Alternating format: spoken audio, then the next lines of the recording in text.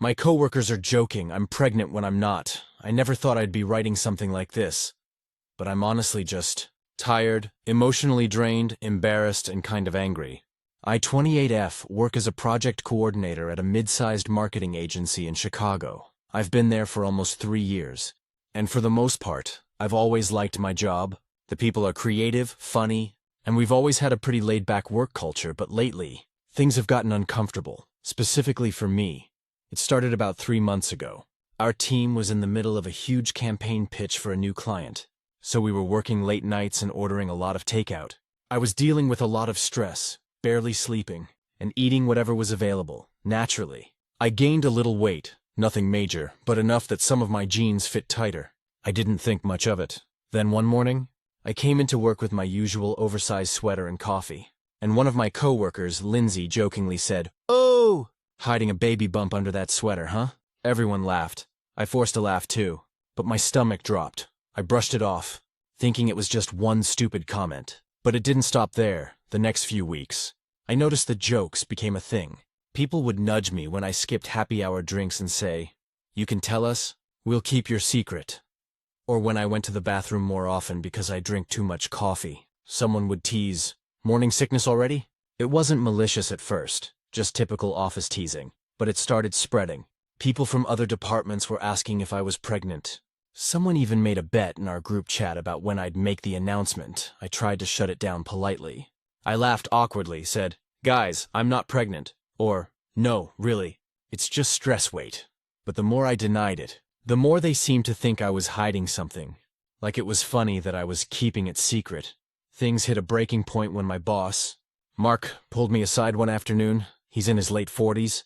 Generally nice, but kind of oblivious. He closed the door to his office and said, "Hey, listen, I just want to make sure you're getting the support you need. I've heard a few people saying you might be expecting, and if that's true, HR needs to plan for your maternity coverage." I was mortified. I could feel my face burning. I said, "Mark, I'm not pregnant. I wish people would stop saying that." He looked surprised and kind of awkward, muttered something about office gossip, and apologized. But the damage was done. After that, I couldn't stop thinking about it. Every time I caught someone whispering or giggling when I walked by, I wondered if they were talking about me. It made me paranoid, anxious, and honestly, it started affecting how I worked. I stopped eating lunch in the break room. I stopped going to after-work events. I even started dressing differently, wearing tighter clothes just so people could see there was no baby bump. But that only made things worse. Lindsay joked one day, "Oh, trying to throw us off the trail, huh?" and winked. Everyone laughed again. That night, I cried in my car before driving home. It's such a dumb thing, but it made me feel small, like my body was some kind of office entertainment. My boyfriend, Ryan, was furious when I told him. He said I should go straight to HR and report it as harassment, but I hesitated. I didn't want to be that person, the one who can't take a joke or makes drama in the office. Still, it didn't feel like a joke anymore. The tipping point came during a Friday afternoon meeting. We were doing a client presentation, and someone had brought cupcakes for a team celebration afterward. When the tray got passed around, Lindsay smirked and said, "Better not give one to our mama-to-be. She's got to watch that sugar." I froze. Everyone laughed again. Even Mark, who quickly looked down at his notes afterward. I tried to laugh, but my throat tightened. And before I knew it, tears were forming. I excused myself and went straight to the bathroom. Locked myself in a stall and cried. That weekend, I wrote everything down. Dates, comments, names, everything. On Monday I went to HR. I was shaking the whole time, but I told them everything. The HR manager, Karen, was surprisingly kind. She said she'd look into it immediately. The next week was awkward. HR called in a few people for conversations, and the joking stopped, but the tension didn't. Lindsay wouldn't even look at me. A few others gave me cold shoulders, and one coworker, Chris, told me quietly, "You didn't have to make it a big deal. We were just teasing, but it was a big deal." I didn't feel safe or respected at my workplace anymore. HR eventually sent out an email reminding everyone about respectful communication and body-related comments, but it felt generic, like they were just covering themselves. Still, the silence was better than the laughter. A month later, things began to settle. People stopped making comments. I started feeling like I could breathe again, but the damage was done. I felt disconnected from everyone. The jokes might have ended, but I couldn't unhear them. Ironically, I started going to therapy around that time. My therapist told me something that stuck with me. You don't owe anyone comfort at the expense of your dignity. That hit me hard. I realized I'd spent months letting people make me the butt of a joke because I didn't want to seem uptight. I wish I'd spoken up sooner. I wish someone, anyone, had said, "Hey, that's not okay," but no one did. Now I'm actually job hunting. I've had a few interviews lined up. And every time I walk into a new office, I think about how much I want to work somewhere people respect boundaries. Somewhere I'm not the subject of rumors just because of my body. Sometimes I still see Lindsay's posts on Instagram, pictures of her brunching or doing yoga with captions about girl power and women supporting women. It makes me roll my eyes. People love pretending to be kind until it costs them something, like the effort to shut up and not comment on someone else's body. I'm not pregnant, I never was. But thanks to my coworkers, I learned how fast harmless jokes can turn into humiliation, and how lonely it feels when no one stands up for you. Update. It's been about 6 months since I originally posted, and a lot has happened. Some good, some exhausting, some surprisingly healing. When I wrote my first post, I was still in that office, walking on eggshells, hoping time would just smooth things over, but time doesn't fix disrespect. It just exposes who's willing to change and who isn't. The Monday after HR sent that respectful communication email, the energy in the office shifted completely. It was quiet. Not peaceful quiet, but the kind that hums with judgment. Conversations would stop when I walked into the break room. Laughter would fade the second I sat down. And even though no one said it directly, I could feel that people thought I overreacted. Lindsay completely iced me out before. She used to come by my desk every morning with some random story or gossip. Now, she'd pass by without even glancing in my direction. One time, I overheard her telling another coworker, "You can't even joke about anything anymore or someone runs to HR." I pretended not to hear it, but my hands were shaking under my desk. It wasn't just her. A few others followed her lead. The people I used to grab lunch with suddenly had plans. My Slack messages got shorter replies. One guy even removed me from a group chat I'd been part of since I started. It was like they decided I'd broken some unspoken social code. For the first time since joining the company, I started dreading going to work, not because of the workload, but because I didn't want to face the tension. It was like being invisible and exposed at the same time. I told my boyfriend Ryan everything. He was furious. Again, he said, "They're punishing you for having boundaries. That's toxic." And he was right, but I still wasn't ready to quit. I'd worked so hard to get where I was. I wanted to prove that I could handle it, that I wasn't weak. Then, one Friday, something unexpected happened. We had a big department meeting with a new client, and the client rep was this woman named Dana. She was maybe in her mid-30s, confident, well-dressed, and sharp as hell during a break. We started chatting by the coffee machine. Somehow, the conversation turned to workplace culture, and I casually mentioned what had happened, not in full detail, just enough to explain why I admired her professionalism. She looked at me, paused, and said, "That's harassment. Don't ever let anyone make you feel small for calling it out." Her tone was calm, but it hit me like a jolt. It was the first time someone said it out loud without hesitation or pity, just truth. After that, something in me shifted. I stopped trying to fit back in. I stopped laughing at fake jokes or forcing small talk with people who'd made me uncomfortable. I did my work, I did it well, and I started quietly preparing my exit.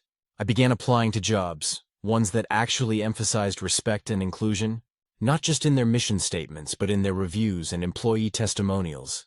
I even reached out to Dana on LinkedIn, thanked her for what she said, and asked if her company was hiring. To my surprise, she connected me with their HR team. Fast forward a month later, I got an offer, better pay, better benefits, and a team culture that actually meant something. I handed in my 2 weeks' notice, and you'd think I announced a tragedy the way everyone reacted. Suddenly, people who'd ignored me for months were stopping by my desk saying, "We'll miss you." Or, "No hard feelings, right?" Lindsay even brought me a cupcake on my last day. I didn't eat it. Mark, my manager, pulled me aside again. Trying to sound supportive, he said, "We really hate to lose you. I hope this isn't because of the whole misunderstanding a while back." I looked him in the eye and said, "It's exactly because of that, and how no one did anything about it." He didn't say another word, just nodded and walked away. My last day was bittersweet. I packed up my desk quietly, said polite goodbyes, and left without looking back. When I walked out of that building, I actually felt lighter, like I'd been carrying this invisible weight for months and finally dropped it. The new job started a couple of weeks later, and the difference was night and day. My new team was welcoming, professional, and genuinely kind. People respected boundaries. Nobody commented on anyone's appearance. It was refreshing in a way I didn't realize I needed. But what really surprised me was how long it took to unlearn the anxiety. For weeks, I still flinched whenever someone laughed near me. Afraid it was about me, I'd double-check my outfits in the mirror, wondering if anything looked different. It sounds silly, but those comments had gotten under my skin in ways I didn't even realize. Therapy helped, though. My therapist kept reminding me that trauma doesn't always come from big, obvious moments. Sometimes it's the slow erosion of dignity, one harmless joke at a time. Ryan and I talked a lot about it too. He said something one night that stuck with me. You can't control how people see you, but you can control how much space you let them take up in your head. He's right. Now, 6 months later, I'm happier than I've been in a long time. My new coworkers are respectful and funny without being cruel. I even made a new friend here, Emily, who's become kind of like a sister to me. We talk about everything: work, relationships, therapy, even how women constantly have to deal with unwanted comments about their bodies. A few weeks ago, I ran into someone from my old job at a networking event. They told me Lindsay ended up getting written up for making a similar comment to another coworker. This time about someone's age and fertility. Apparently, HR took it more seriously after my situation. Funny how that works. I didn't feel vindicated exactly, but I did feel settled, like maybe speaking up had mattered, even if it didn't feel like it at the time. Sometimes I still get the urge to check my reflection in passing windows, half expecting someone to make a joke. Old habits die hard. But then I remember that chapter's closed. I don't owe anyone an explanation for how I look, what I eat, or what I wear. People love to call women too sensitive when we draw boundaries. But maybe the real problem is how comfortable everyone is crossing them. I learned that respect isn't about being nice. It's about being mindful. And I'll never let anyone make me feel guilty for expecting that again. When I walk into work now, I don't shrink myself. I don't second-guess my voice. I take up space, because I've earned it. And if someone ever jokes that I must be hiding something, they're right. I am. I'm hiding the fact that I finally know my worth. And I'm never letting anyone take it from me again. Final update: it's been a little over a year since I walked out of that office for the last time. And honestly, looking back now, it feels like that part of my life belongs to someone else. When I wrote my original post, I was raw and hurt. When I wrote the update, I was healing. Now I think I'm finally at peace. The new job turned out to be everything I'd hoped for, and more. I'm now leading my own small project team at the marketing firm Dana helped me get into. It's wild how one person's kindness in a coffee break conversation completely changed the direction of my career. I still thank her sometimes when we catch up, and she always waves it off, saying, "You just needed a door. You walked through it yourself." My team is incredible. They're funny, creative, and genuinely good people. We laugh all the time. But the laughter never comes at someone's expense. It's amazing how different fun feels when everyone feels safe. We celebrate birthdays, we grab lunch together, we vent about deadlines. But no one ever crosses those lines that used to make me shrink. When I first started, I was nervous, terrified. Actually, that something similar might happen again. I kept waiting for someone to make a joke about my body or personal life. But that never came. Instead, people respected boundaries without me ever having to explain them. It made me realize how low my bar for normal had been before. For months, I carried this quiet resentment toward my old coworkers. Not rage exactly. Just that sting of betrayal you feel when people you like turn their backs on you. But with time and therapy, that resentment softened into something else. Clarity. I learned that some people just don't know how to deal with accountability. When you hold up a mirror to their behavior, they'd rather label you sensitive than see the reflection. It's easier that way, but that doesn't make you wrong for standing up for yourself. A few months ago, something unexpected happened. Lindsay, the coworker who started most of the pregnancy jokes, emailed me. I almost deleted it without opening it, but curiosity got the better of me. She said she wanted to apologize, apparently after I left. The company held a series of mandatory workshops on workplace harassment and inclusion. She said it opened her eyes to how her harmless jokes were actually hurtful. She admitted that she'd been defensive and immature, and she genuinely sounded sorry. I didn't know how to respond at first. I reread the email a few times over a couple of days before replying. I told her I appreciated the apology, that I'd accepted it, but that I'd also learned to protect my peace, and that part of protecting it meant not reopening old wounds. I wished her well, and that was that. I didn't need closure in the way I thought I did. The closure wasn't in her apology. It was in realizing I didn't need her validation anymore. Around the same time, something else changed in my life too. Ryan and I got engaged. He proposed during a weekend trip to Colorado, on a mountain trail overlooking the sunset. It wasn't fancy or dramatic, but it felt real, like everything we'd gone through had made us stronger, steadier. And here's the funny, almost poetic twist. A few months after our engagement, I actually did get pregnant for real this time. When I found out, I cried, not just because of joy, but because of everything that came before. The irony hit me hard. The thing I'd been falsely accused of had finally happened, on my own terms, in a healthy environment, with people who respected me. When I told my team, they were nothing but supportive. No jokes, no weird comments, no unsolicited advice about my body, just pure kindness. One coworker even said, "Take care of yourself first. The rest can wait." And for the first time in a long time, I felt safe being vulnerable. I worked through my pregnancy with the full support of my boss and colleagues. They set up flexible hours, remote options, even threw a small baby shower at the office, complete with a card that read, "We're so happy you get to share this news. On your terms." That line nearly made me cry. Now I'm on maternity leave, sitting at home with my daughter sleeping on my chest as I write this. Her name is Lily. She's tiny, perfect, and somehow already has a little frown when she dreams. I look at her and think about everything that happened before she came into my life. How many nights I sat in my car crying, wondering if I was overreacting, wondering if speaking up had ruined my reputation. If I could go back to that girl sitting in her car outside the office, I'd tell her this: you're not overreacting. You're setting the standard for how people are allowed to treat you. And the people who make you feel guilty for that, they were never worth impressing in the first place. The whole experience taught me more than any job training ever could. It taught me to listen to my gut, to speak up even when my voice shakes, and to stop apologizing for expecting decency. A few weeks ago, while rocking Lily to sleep, I got a LinkedIn notification. Someone from my old company viewed my profile. Probably just curiosity, but I couldn't help but smile. Because while they're still there in that same office, I've built something better.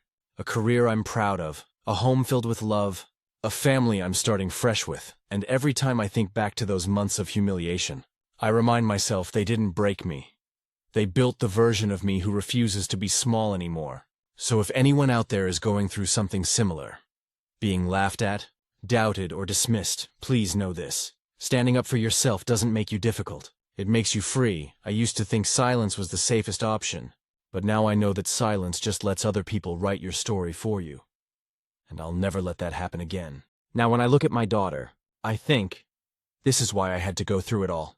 So that one day, when she faces a world that might try to make her feel small, I can tell her with absolute certainty, you don't owe anyone laughter if it costs you your dignity. Stories number 2. My fiancé had a child's shirt hidden in his stuff, and now I can't look at him the same. I, 28F, have been with my fiancé, Josh, 33M, for 4 years. We met at a mutual friend's barbecue in Austin, Texas. He was charming, funny, and had this quiet confidence that drew people in. I'd just gotten out of a messy relationship and wasn't looking for anything serious. But Josh was patient. He made me feel safe. We moved in together after 2 years, and a year later he proposed. We were supposed to get married next summer. I was knee-deep in planning. Dress fittings, venue visits, guest lists, all that. My Pinterest board was ridiculous. I thought I'd found my person, until last weekend. Josh had gone out of town for a work conference in Denver. He's a mechanical engineer, and his company sends him to conferences every few months. Nothing out of the ordinary. I used that time to do some cleaning and reorganizing. I'm a bit of a neat freak, and he tends to just throw things in drawers and forget about them. So I started in the closet. We share a walk-in, but there are a couple of boxes up on the top shelf that he's always told me not to worry about.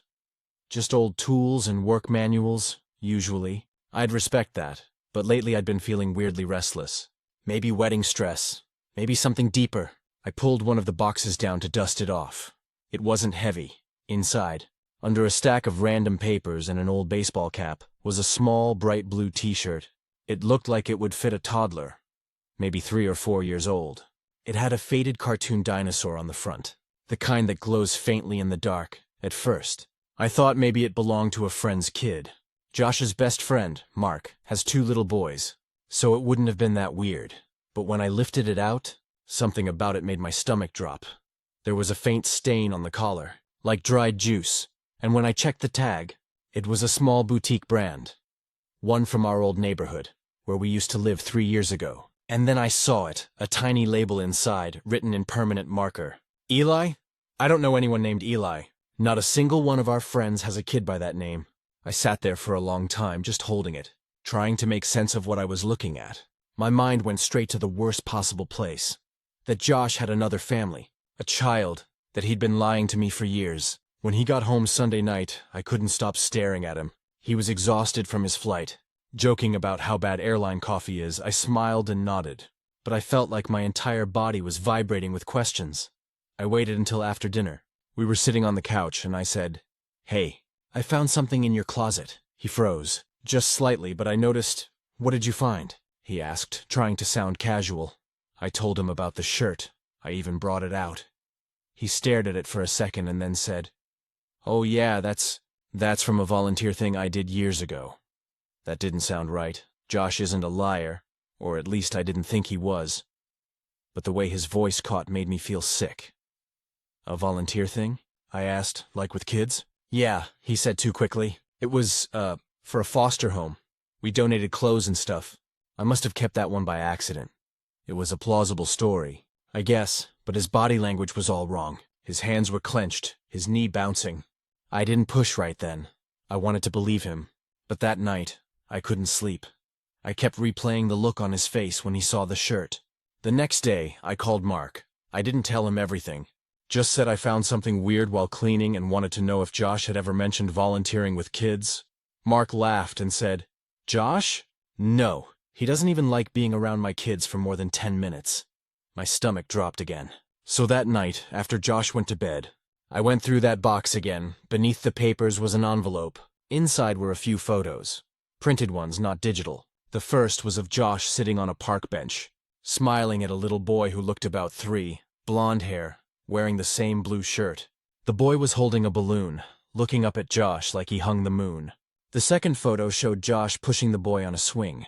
The third was just the kid, holding a popsicle, with a woman standing off to the side. Her face was mostly out of frame, but I could see enough to know she wasn't me. I felt like my chest had caved in. The next morning I confronted him again. This time I didn't sugarcoat it. I laid the photos out on the table and asked, "Who is this child?" He just stared at them for a long time, then he whispered, "That's my son." I thought I'd misheard him. Apparently before we met, Josh had been in a long-term relationship with a woman named Natalie.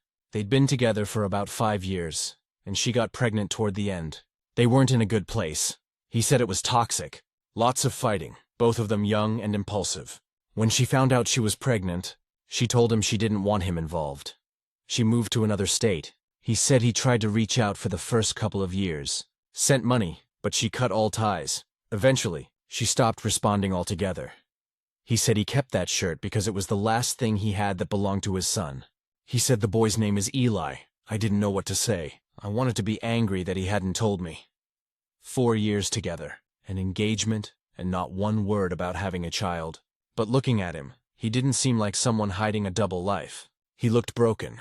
I asked him why he'd never mentioned it. He said, "Because it hurts too much. Because I didn't want you to look at me like I'm damaged." For a long time, I just sat there in silence. Then I asked, "Do you know where they are now?" He said he didn't, that Natalie blocked him years ago. He doesn't even know if Eli knows he exists. I want to believe him, I really do. But there's still this uneasy feeling in my gut, like there's something more to the story. After that night, things have been weird. He's quieter. I catch him looking at the photos sometimes, and he'll quickly put them away when he notices me. I can tell he's grieving something, but he won't talk about it. I don't know what to do. Part of me feels compassion. What kind of pain must that be? To have a child out there who doesn't know you? But another part of me feels betrayed. This isn't some small omission. It's a huge part of his life. My friends have mixed opinions. My best friend, Rachel, says she'd call off the wedding immediately. That if he could hide something that big, he's capable of hiding more. My coworker Jenna thinks I should try to be empathetic, that maybe he was just trying to protect himself emotionally. I feel stuck in the middle 2 nights ago. I couldn't sleep again. I went to get some water, and when I walked into the kitchen, Josh was sitting at the table, staring at his phone. He didn't notice me at first.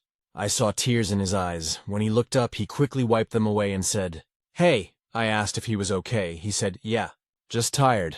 But I saw what was on his phone screen, a Facebook profile. The name on it was Eli Thompson. The profile photo was of a little boy, maybe 7 now. The resemblance was unmistakable. So he does know where they are. I didn't confront him again yet. I'm scared of what more I'll find out. I love him, I really do. But I'm starting to wonder if love is enough when the person you love has a whole part of their life you were never allowed to see. I don't know if I'm marrying the man I thought I was. Update. I finally confronted my fiancé after finding out he lied again about the child's shirt. Hi everyone, it's been about 2 weeks since my original post, and I honestly didn't plan to come back. But things have changed a lot. I've barely been sleeping. And I need to get this out. When I left off, I had just seen Josh looking at a Facebook profile, his son's profile, after telling me he didn't know where they were. That image of his face glowing from the phone screen has been replaying in my head nonstop. I knew then that he had lied to me again. For a couple of days, I said nothing. I think part of me wanted to see if he'd come clean on his own. I gave him space, tried to act normal. He'd been distant, which wasn't unusual after the confrontation about Eli. But now, there was this layer of quiet guilt hanging in the air. Last Friday night, I couldn't hold it in anymore. We were sitting at the dining table eating takeout, Chinese from the place down the street we've gone to since our first month together. He was scrolling on his phone between bites, and I just blurted it out. "Who is Eli Thompson?" He froze. The color drained from his face like someone had flipped a switch. I could see the exact second he realized he'd been caught. He put the phone down slowly and said, "You went through my phone?" I said, "No, you were sitting right there, crying, and I saw it. You told me you didn't know where they were. So tell me the truth now." He rubbed his face with both hands, and didn't say anything for what felt like forever. Then finally he whispered, "I found them." I asked when. He said about 3 months ago. Apparently, he'd been searching for Natalie and Eli on and off for years. Never found anything because she'd changed her last name after moving. But a few months ago, a mutual acquaintance from college posted a photo that tagged her new married name, and he found her that way. She's remarried now. She and her husband live in Colorado. And yes, the boy in the photo, the one on his phone, is his son. He reached out. He's been messaging Natalie behind my back for months. I felt like someone had punched me in the stomach. He swore it wasn't romantic. He said it was just about reconnecting with his son, trying to see if there was any way to be part of his life again. He said he didn't tell me because he didn't want to jeopardize anything by bringing me into it too early. I wanted to believe him. But my brain was screaming, "Too early? We've been together 4 years. We're engaged. If you're messaging your ex about the child you hid from me, how do I not get to be part of that?" I asked him point blank if he'd met the kid. He hesitated before saying, "Not yet." But the way he said it made me doubt him immediately. The next day, while he was in the shower, I opened his laptop. Yeah, I know, not my proudest moment. But after all this, I needed the truth. His Facebook messages were still open. I saw the conversation with Natalie. It started out tense. Months ago. Him asking if she'd be willing to talk. Her saying she didn't want to reopen old wounds. But over time, it softened. They'd been chatting regularly. She'd sent him a few photos of Eli. School events, birthdays. He'd sent money twice for his birthday and school supplies. But what destroyed me was one message from about 2 weeks ago. She wrote, "He keeps asking when you'll visit again, visit again." So he had seen him. When I confronted him with that, he didn't even deny it. He just broke down crying. He said he drove out to Denver 2 months ago to see Eli in person for the first time. He said he didn't tell me because he didn't want to lose me. He met his son, the child I didn't know existed, and then came home and kissed me like everything was normal. I asked him if he still had feelings for Natalie. He said no, that seeing her only made him more sure he wanted to build a life with me, that he just wants to be a father to his son now, that he can't keep pretending Eli doesn't exist. I didn't know what to say. I just sat there crying while he begged me to understand. We've been sleeping in separate rooms since then. I moved most of my stuff into the guest room. Every time I see his face, I feel this mix of sadness, betrayal, and weirdly, pity. He's not a bad man, I don't think. Just a coward. Someone who thought hiding the truth would make it disappear. My mom came to stay with me for a few days after I told her everything. She loves Josh, but she said something that stuck with me. Lies don't always start as evil. Sometimes they start as fear. But fear is what kills love in the end. I don't even know if I want the wedding anymore. My dress is hanging in the spare closet, still in its garment bag, and I can't even look at it without feeling nauseous. Josh asked if I'd consider going to therapy with him, couples counseling. He said he wants to be honest now, to do things right, to be a good partner and a good father. Part of me wants to try.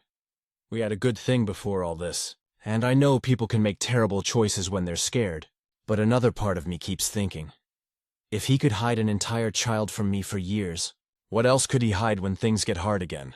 I did talk to Natalie myself. That was last night. I messaged her, told her who I was, and that I wasn't trying to cause trouble.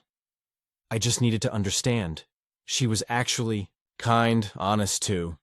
She said Josh hadn't been around much when she was pregnant, and by the time Eli was born, she didn't trust him. But she said when he reached out this year, he seemed different. That she could see he genuinely wanted to make amends.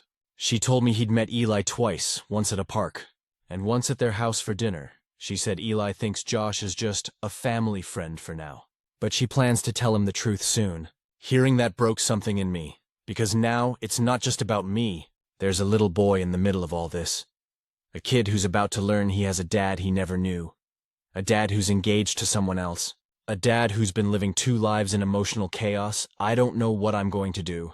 I told Josh I need time. I'm staying with my mom for now. He cried when I packed a bag. He said, "I'll wait for you. I'll do anything." Maybe he means it, maybe not. I still love him. But I think love isn't enough when it's built on half-truths.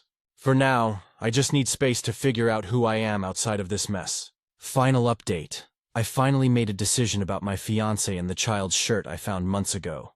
It's been almost 6 months since I found that little blue dinosaur shirt in Josh's things. And if you told me back then how my life would look now, I wouldn't have believed you. I thought love could survive anything. Lies, secrets, distance. But I've learned that sometimes love isn't the glue people think it is. Sometimes it's the thing that keeps you standing still when you should have walked away. After my last post, I stayed with my mom for about 3 weeks. Those were the quietest days I've had in years. I slept in my old bedroom, surrounded by faded posters and stacks of college textbooks, trying to remember who I was before all this. Josh called every day for the first week. Texted too. Long messages about how much he loved me, how sorry he was, how he wanted to make everything right. I didn't respond to most of them. When I finally did, I told him I wasn't ready to talk. In that time, I went back through every memory of our relationship. The road trips, the birthdays, the lazy Sundays. I realized how often I'd taken his quietness as stability, when really it was avoidance. Every time things got serious or emotional, he'd retreat. I used to think he was just the calm to my storm. Now I think he was just afraid of the waves. Eventually we did talk, in person. He came over to my mom's one Saturday morning, nervous as hell, holding a cup of coffee and wearing the same hoodie he always wore when he didn't know what to say. We sat in the backyard under the oak tree, and for the first time, he really talked. Not the edited version. Not the calm, rational explanations. The messy truth. He told me he hadn't just lied about seeing Eli. He'd lied to himself too, he said when Natalie first reached out. He felt something crack open inside him. Guilt, regret, panic. He wanted to fix it, but didn't know how to do that without losing me. He said he thought if he could just figure things out with his son first, then he'd tell me, like he could control the fallout. But life doesn't work like that. Secrets rot in the dark. I asked him if he still planned to be part of Eli's life. He said yes, that he'd already started setting up therapy for himself to work through everything, that he wanted to be the kind of father Eli could rely on. That was the moment I knew we were done, because as much as I admired that, and I do, I realized I wasn't the person who could walk beside him through that part of his life anymore. His world had shifted. His priorities needed to be about his son. Not trying to keep a relationship alive that was built on silence and fear. We didn't fight. We just cried. He said he understood, that he'd always loved me, that I was the best thing to happen to him. I told him he needed to stop saying that and start believing he could be better on his own. I gave the engagement ring back. It felt strangely peaceful sliding it off my finger. He moved out of our apartment 2 weeks later. I stayed for another month while I found a smaller place closer to my job. The day I packed up, I found the little blue shirt again. I'd kept it in a drawer without realizing. I folded it neatly and mailed it to him. No note. A month after that, I got a message from Natalie. She said she'd heard about our breakup and wanted to thank me.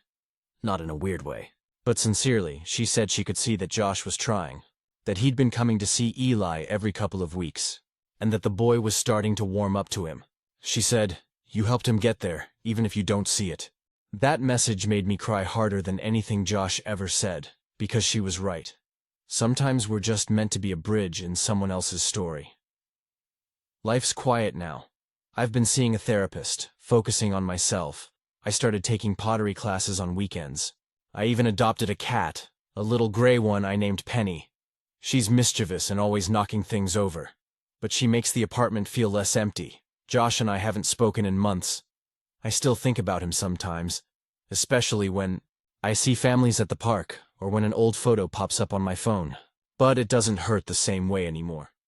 It's more like looking at a past version of myself and feeling compassion for her. The girl who thought finding a child's shirt meant her world was ending. Really. It was just beginning.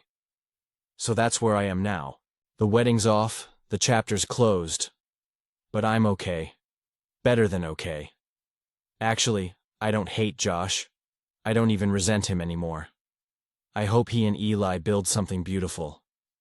And as for me, I'm learning that the truth, no matter how painful, is the only real foundation worth standing on. Stories number 3. My sister shamed my wife for not breastfeeding, and I hate her for it. I never thought I'd feel real hatred toward my own sister. Annoyance, sure. She's always had that big sister energy, even though I'm the older one by 2 years. But this is different. It's not a passing argument or family squabble. It's a deep resentment that's been sitting in my chest since the day she humiliated my wife, when she was already at her most fragile. My wife, Lauren, gave birth to our son, Henry, about 7 months ago. It was a tough delivery. She labored for 31 hours before they had to do an emergency C-section. She lost a lot of blood and was in the hospital for 5 days afterward. I watched her cry from exhaustion more times than I could count, but she still smiled every time she looked at Henry. From the start, breastfeeding didn't go well. Henry wouldn't latch properly, and Lauren's supply just never came in. The nurses and lactation consultants were kind at first, but after a few days, the tone shifted. They made her feel like she was doing something wrong. She'd try to nurse for hours, and Henry would scream until both of them were in tears. Eventually, our pediatrician told us to switch to formula. Lauren broke down that night. She kept saying she felt like she failed. I kept telling her she didn't, that our son being fed and healthy was all that mattered. But she didn't believe me, not fully. So I knew the topic was a landmine. My sister, Melissa, came to visit about a week after we got home. She's got 3 kids and a PhD in knowing everything. She breezed in with this smug smile and started handing out parenting advice before she even sat down. At first, I tried to keep the peace. Lauren was already anxious, and I didn't want her to feel attacked, but Melissa couldn't stop herself. She noticed the bottle on the table and went, "Oh, you're using formula? Didn't even try breastfeeding?" Lauren's face dropped. I could see her trying to swallow back her embarrassment. But Melissa kept talking. "I just don't get why moms give up so fast," she said, like she was talking about grocery shopping, not my wife's body. "Breast milk is the best start for a baby. I mean, I nursed all my kids for at least a year. It's hard at first, but if you really commit, it works out." Lauren's eyes filled with tears. She muttered something about medical complications, but Melissa just gave her this pitying smile. "Oh, honey, I know it's hard. But every mom says that at first." That was it. I told her to stop. My voice came out sharper than I intended, but I didn't care.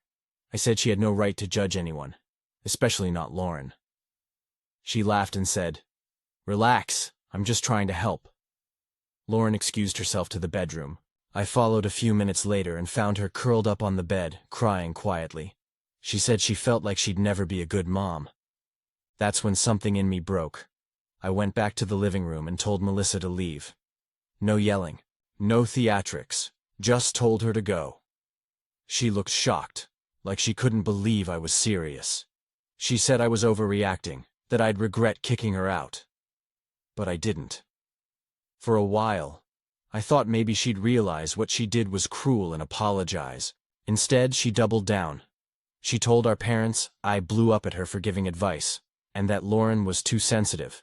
My mom tried to stay neutral, but my dad told me I should let it go, because families shouldn't fight over baby stuff. The thing is, this wasn't about baby stuff. It was about respect. My wife nearly died giving birth. She's fought through postpartum depression, sleepless nights, and every bit of guilt society shoves onto new moms. And instead of support, my sister made her feel like garbage. Lauren refuses to go to any family gatherings now. I don't blame her. Every time Melissa's name comes up, I feel my blood pressure spike. I've tried talking to her a few times, thinking maybe time would cool things down, but it's always the same. She'll say something like, "You know I didn't mean it that way," or, "You're being dramatic." A few weeks ago, she texted me a picture of her breastfeeding her new baby with the caption, "Back at it again," like she wanted me to applaud her. I didn't even respond. My parents have started pressuring me to make peace. They keep saying life's too short for grudges. But they don't understand that it's not a grudge. It's a wound.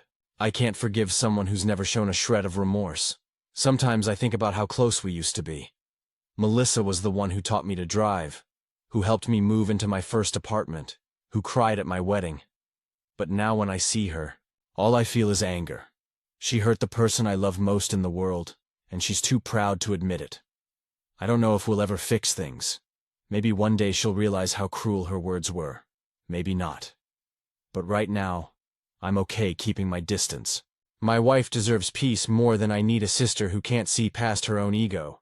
And if that means the family dinners feel emptier, so be it. I'd rather sit at a quiet table with people who respect my wife than break bread with someone who shamed her when she needed kindness most. It's been about 8 months since that day, and the distance between me and Melissa has only grown. For a while, I thought things might calm down, but instead, the silence between us turned into something heavier. Family dynamics changed in ways I didn't expect, and honestly, I'm not sure what family even means anymore. After I kicked her out, I didn't see her again for nearly 4 months.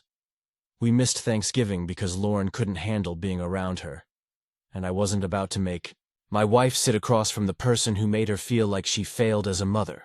My parents tried guilt-tripping us into going. My dad even said, "You're punishing everyone else for your fight with your sister." I told him that if they couldn't respect my wife's boundaries, we'd skip Christmas too. We did. During that time, Lauren started therapy for postpartum depression. I went with her to a few sessions, and the therapist told me something that really stuck. It's not about the breastfeeding, it's about control and shame. Your wife's been made to feel small for something that's completely out of her control. That hit hard because it wasn't just Melissa who had done that to her. I started noticing how many people casually throw around judgment toward new moms. Every "you should" and "why don't you" chipped away at her confidence. Melissa's comments were just the loudest version of something society keeps whispering at women constantly. Henry's thriving, by the way. He's a chubby, happy, formula-fed baby who giggles every time I make ridiculous faces at him. He's healthy, strong, and hitting all his milestones. Watching Lauren slowly find joy again in motherhood has been the best part of this entire messy year. But every time she starts to feel good, Melissa somehow finds a way to ruin it. In February, Melissa sent a group text to the whole family, photos of her new baby girl with the caption, "Another little one thriving on mama's milk." That one sentence felt like a punch to the gut. Lauren saw it pop up on my phone and just went quiet. Later, she told me she deleted Melissa's number. I finally called Melissa after that. I told her straight out that she needed to stop. She laughed and said I was reading too much into things. I said, "You're deliberately rubbing it in Lauren's face." She shot back with, "You guys are so sensitive. Not everything is about you." That was when I said something I never thought I'd say. "You're not welcome in our home until you can apologize to my wife." She hung up on me. Since then, my parents have been walking on eggshells around both of us. My mom sometimes sneaks in small comments like, "I wish my kids could just get along again." Or, "It's sad that Henry doesn't know his cousins." I get it. She's stuck in the middle. But she still doesn't see that pretending nothing happened doesn't fix anything. Lauren's been stronger about it than I have. She told me she's done chasing people's approval, and she means it. She's joined a new moms group, made some friends, and even helped another mom who was struggling with the same breastfeeding guilt. I'm proud of her in a way that's hard to put into words. The real test came this summer when my parents invited us to my dad's birthday. They promised Melissa wouldn't say anything controversial. Against my better judgment, we went. When we walked in, Melissa was there, holding her baby and chatting with some cousins. She saw us and smiled like nothing had ever happened. Lauren froze next to me. I could feel her whole body tense. I nodded politely but didn't say much. Melissa came over after a few minutes and said, "Wow, Henry's getting so big, he looks good." Then, like she couldn't help herself, she added, "Guess the formula worked out after all, huh?" That was it for Lauren, she said. "Excuse me," and walked out the back door with Henry. I followed her, told my parents we were leaving, and didn't even look back at Melissa. That night, my mom called crying, saying I ruined the party. I asked her what she expected me to do. Let my wife be humiliated again? My dad told me I should be the bigger person.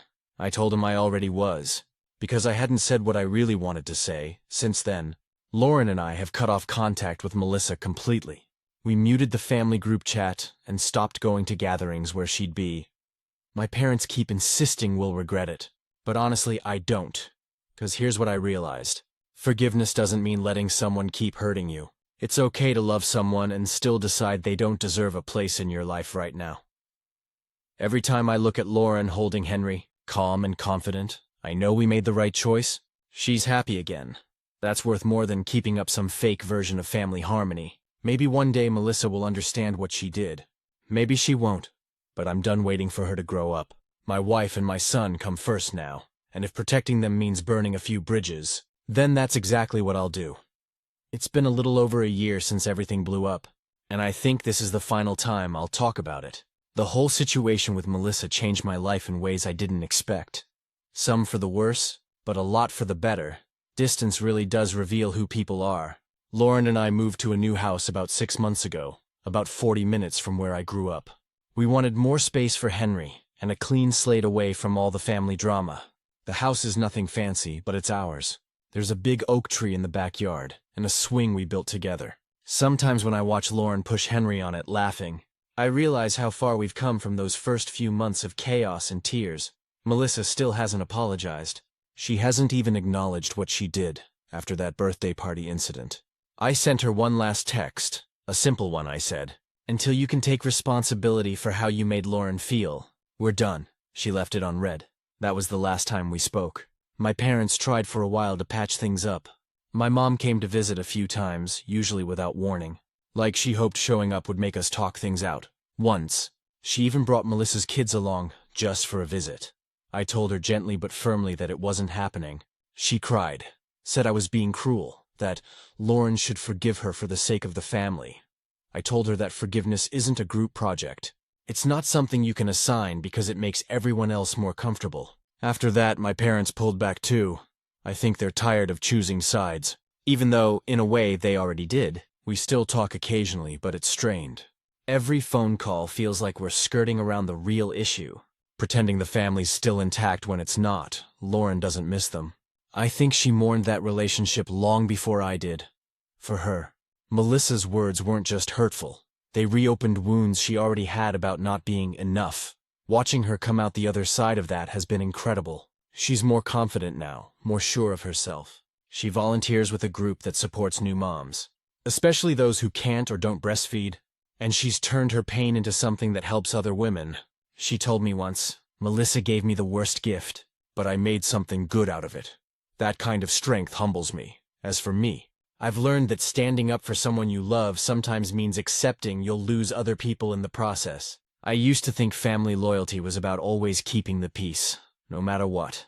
Now I think it's about protecting the people who trust you to have their back when it matters most. A few months ago, my dad reached out again. He said Melissa's been having a hard time, and that maybe this would be a good time to let things go. I asked him if she ever mentioned being sorry for what she said. He went quiet. That told me everything I needed to know. I didn't respond right away. Later that night, Lauren asked what I was thinking. I said, "I think I'm done chasing people who hurt us." She nodded and said, "Good." That was all. Henry's almost 2 now. He's strong, healthy, and obsessed with toy trucks. Every time I feed him or tuck him in, I think about how much guilt surrounded something as simple as feeding a baby. How people made it seem like love could be measured by ounces of breast milk. It's absurd when you really think about it. Sometimes I still feel that little ache when I think about my sister. I miss who she used to be. The person who laughed with me on long car rides. Who showed up at my wedding with tears in her eyes. But that version of her doesn't exist anymore. The woman she's become is someone who'd rather be right than kind. Maybe one day she'll realize that what she said wasn't just a comment. It was cruel. It was judgment disguised as advice. And it left a mark that doesn't fade just because time passes. But if that day never comes, I'm at peace with it. I've built a home where my wife feels safe, where my son is loved, and where no one has to prove they're a good parent to earn respect. That's all I need. I used to think forgiveness was something you gave for closure. But now I understand it's something you give yourself when you stop waiting for someone else to make it right. I've let go. Not because she deserves it, but because I do. So yeah, I hate what my sister did. I probably always will. But I don't hate her anymore. I just don't need her. And that, I think, is the real ending. Stories number 4. My parents want to make amends after years of favoring my sister. I grew up in a house where love always felt like a reward, not a right. My sister, Natalie, got it freely. Like sunlight, I had to earn it, and even then, it was never enough. I'm 30 now, but the shadow of that childhood still follows me. It creeps into how I talk to people, how I measure my worth, even how I react when someone gives me a compliment, because deep down, I still expect someone to come along and say, "Actually, this isn't really for you." Natalie is 2 years younger than me, and to be fair, she's always been the golden child type. Bubbly, pretty, the kind of person people instantly like. When we were kids, teachers would gush about her. My parents, Karen and Paul, ate that up. She got praise for everything. While I got, "Why can't you be more like your sister?" At first I tried. I studied harder, helped around the house, joined the same clubs as Natalie. But no matter what I did, she got the spotlight. If she came home with a B+, they'd say, "We're so proud of you." If I came home with an A, they'd ask, "Why not A+?" It wasn't just grades either. It was everything. Natalie got a car for her 16th birthday. I got to borrow the family minivan if I asked nicely. When she forgot curfew, it was, "Don't worry, she's responsible." When I came home 10 minutes late, it was a full-blown lecture about trust. By the time I went to college, I'd stopped trying to compete. I picked a school out of state mostly because I wanted to breathe without being compared. My parents barely reacted when I got accepted. Just a quick, "That's nice." But when Natalie got into her local university a year later, they threw her a whole backyard party. Balloons, banner, the works. I watched the pictures go up on Facebook while sitting in my dorm, pretending it didn't hurt. Fast forward a few years, I built a life of my own, got a degree in finance, moved to Denver, and started working at a decent accounting firm. I don't make a ton, but I live comfortably, have good friends, and I'm proud of how far I've come without help. Natalie, on the other hand, took a different path. She bounced between jobs, had a couple of messy relationships, and ended up moving back in with my parents. And just like that, the old dynamics came back. They coddled her through every breakup, every failed job when I'd visit. My mom would gush about how hard it is for young people these days, meaning Natalie, while casually mentioning how I seemed to be doing fine on my own.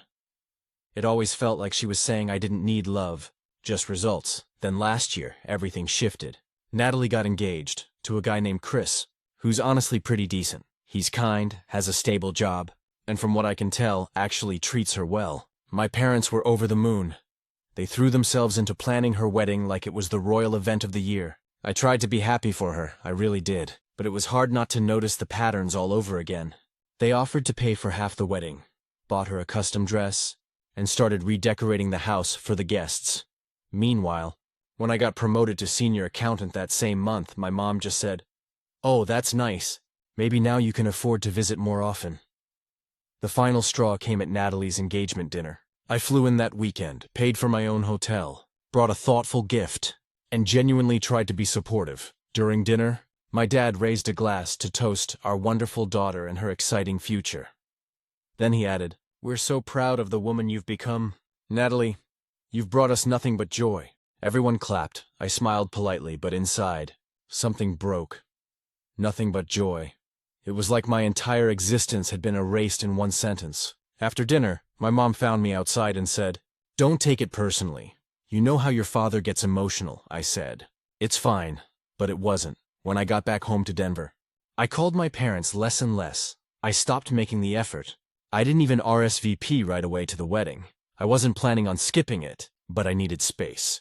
Then about 3 months ago, I got a call from my mom, crying. She said Natalie had called off the wedding. Apparently, she caught Chris texting another woman. My mom was devastated for her. I said all the right things. "That's awful. I'm sorry to hear that. I hope she's okay." But deep down, I felt this weird mix of sadness and relief. Not because I wanted Natalie to be hurt, but because for once, I wasn't the one being ignored. Over the next few months, things got messy. Natalie moved back home again, quit her job, and spiraled into depression. My parents called me constantly to vent or to ask for advice. For the first time, they needed me, and then, out of nowhere, they started trying to make things right. It started small, texts saying, "We're so proud of you," or, "We know we didn't always show it, but we love you." Then came gifts. My dad sent me a new espresso machine for my birthday. My mom mailed me old photo albums to remind you how much we love you. It felt hollow, forced, like guilt disguised as affection. Then came the big one.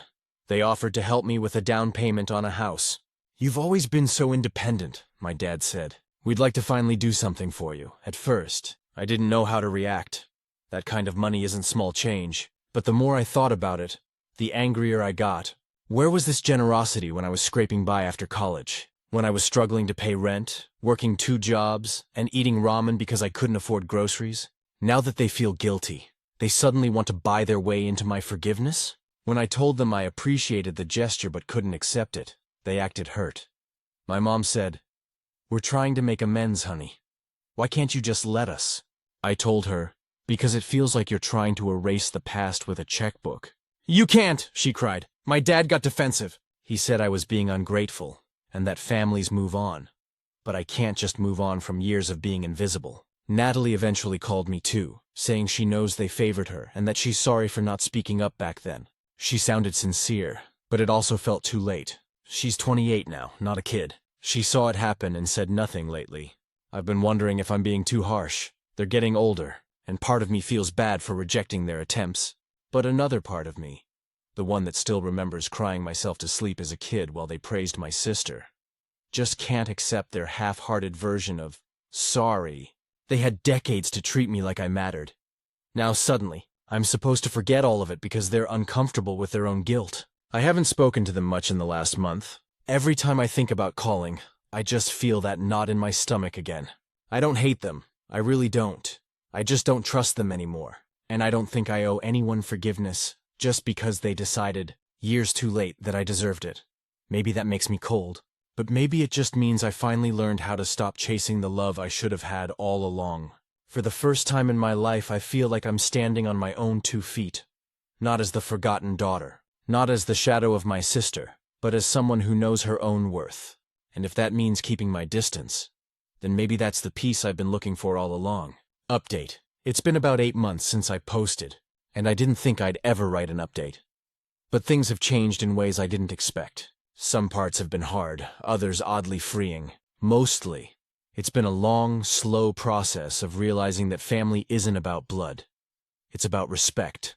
After I told my parents I wouldn't accept their money, we barely spoke for weeks. The silence was thick and uncomfortable. My mom would text every so often, little things like, "Thinking of you," or "Saw your favorite cookies at the store today." I'd respond politely, but keep it short. My dad, on the other hand, went radio silent. That's how it's always been. My mom tries to smooth things over. He acts like emotions are some kind of weakness. Then around Christmas, my sister Natalie called. I hadn't planned on going home for the holidays, but she sounded different. Quieter. Humbled in a way I hadn't heard before. She asked if I'd come home for a few days. "Not for Mom and Dad," she said, "but for me. I miss you."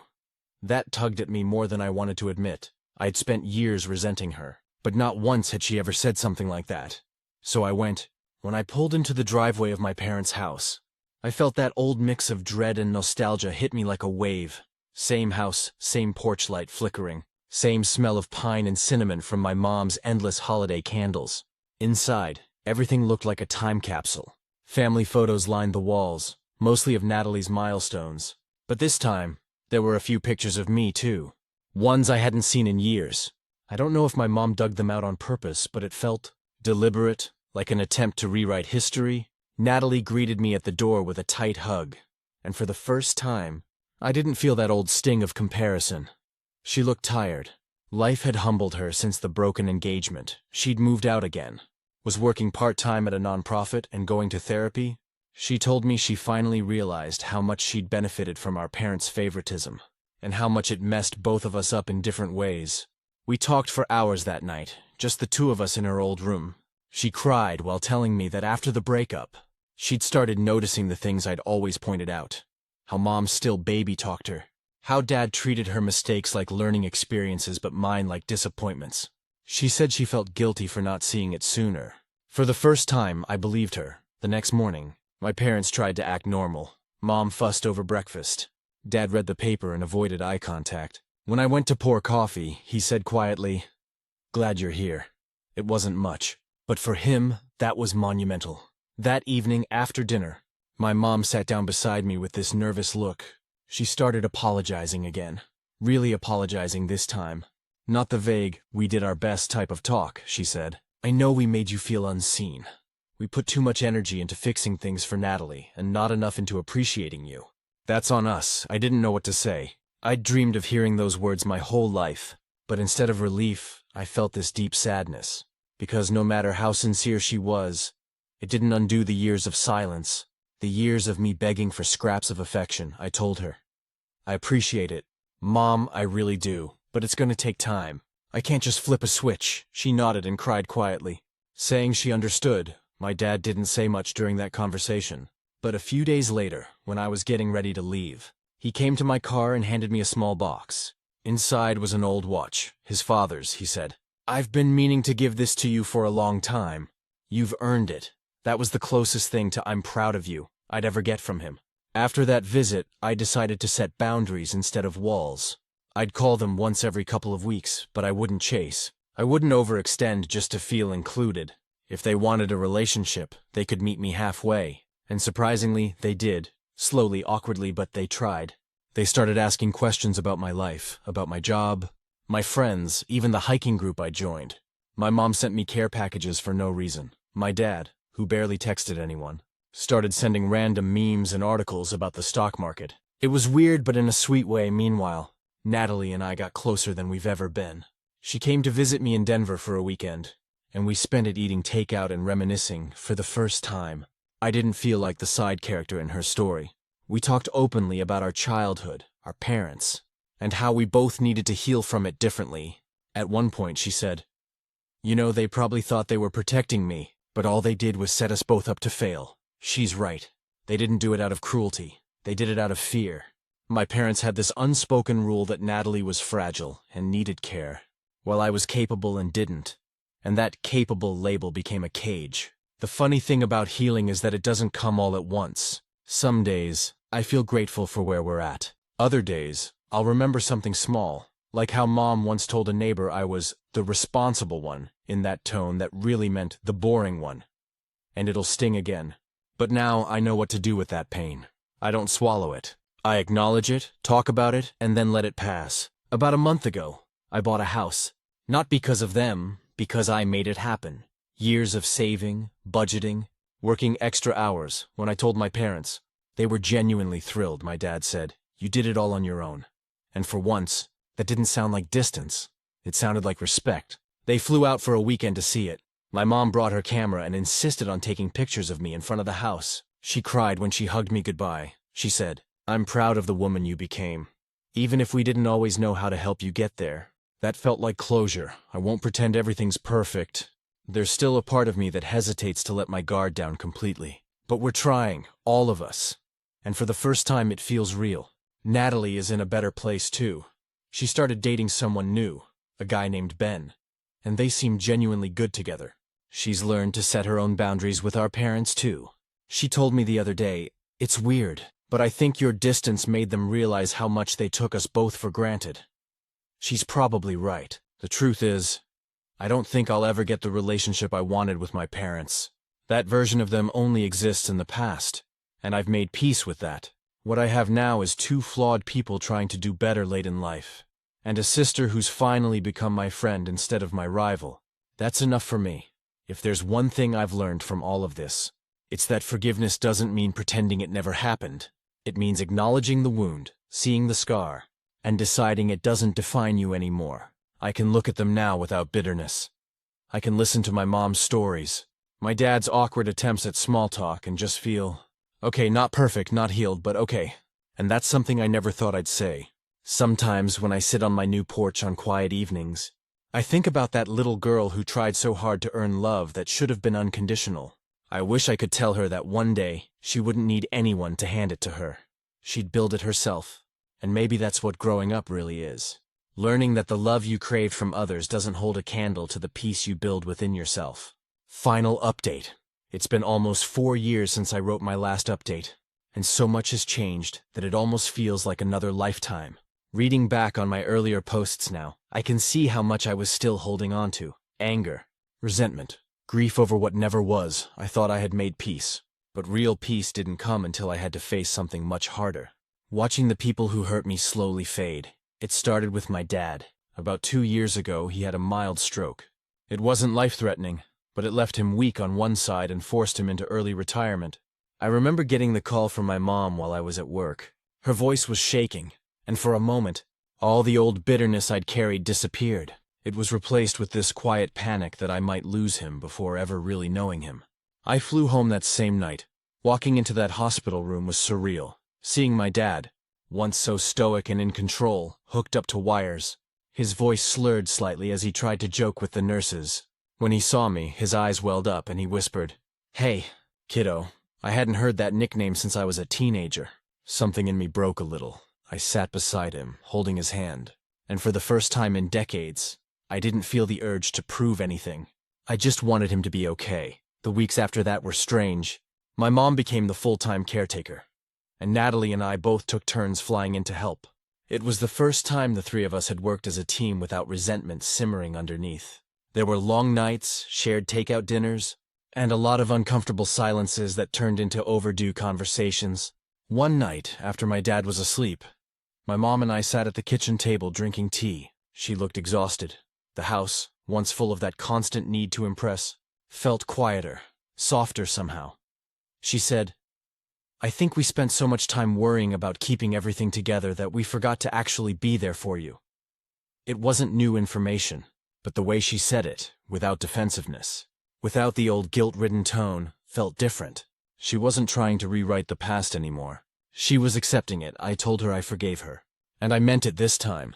The forgiveness didn't come from pity or obligation. It came from realizing that I didn't need to keep carrying that story anymore.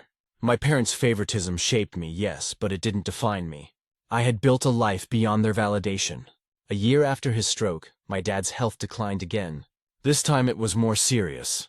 A heart issue that landed him back in the hospital. I remember sitting by his bed, the machines beeping steadily, and hearing him whisper, "I didn't make it easy to love me, did I?" It was the most vulnerable thing I'd ever heard from him, I told him. "You didn't have to. I loved you anyway." He started crying then. Real, unrestrained tears. He told me he was proud of me. Not for the things I'd accomplished, but for how I'd kept going, even when he didn't deserve my loyalty. That was the first and last deep conversation we ever had. He passed away peacefully a few months later. The funeral was small. Just family, a few old friends, and some co-workers. I stood beside Natalie as we gave our eulogies. Hers was full of funny childhood stories. Mine was quiet, reflective. I didn't gloss over the truth, but I also didn't dwell on it. I talked about how my dad taught me perseverance, sometimes by showing me what not to do. After the funeral, I stayed for a while to help my mom settle his affairs. She was fragile, but there was something freeing about seeing her step out of that perfect mom persona. We spent evenings watching old home videos, laughing at how awkwardly he used to dance, and crying at the same moments. I think losing him made her face the years she'd ignored. The ones where she thought silence would fix everything. One night she told me, "I was so afraid of breaking this family that I didn't notice it was already cracked." That hit me hard.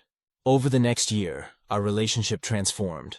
We talked more openly, more honestly. I didn't feel like the invisible child anymore. She visited my house often, bringing casseroles and pretending she didn't notice when I threw half of them out because she still cooked for an army. Natalie and I stayed close, too. She and her boyfriend Ben got married last spring, and I was her maid of honor. It was a small ceremony. Simple, heartfelt. During her vows, she thanked me for teaching her what accountability looks like. Later that night, while we danced barefoot in the backyard, she said, "I used to envy you for how strong you were. Now I just admire you." That was probably the best gift she could have given me. Mom's doing better these days.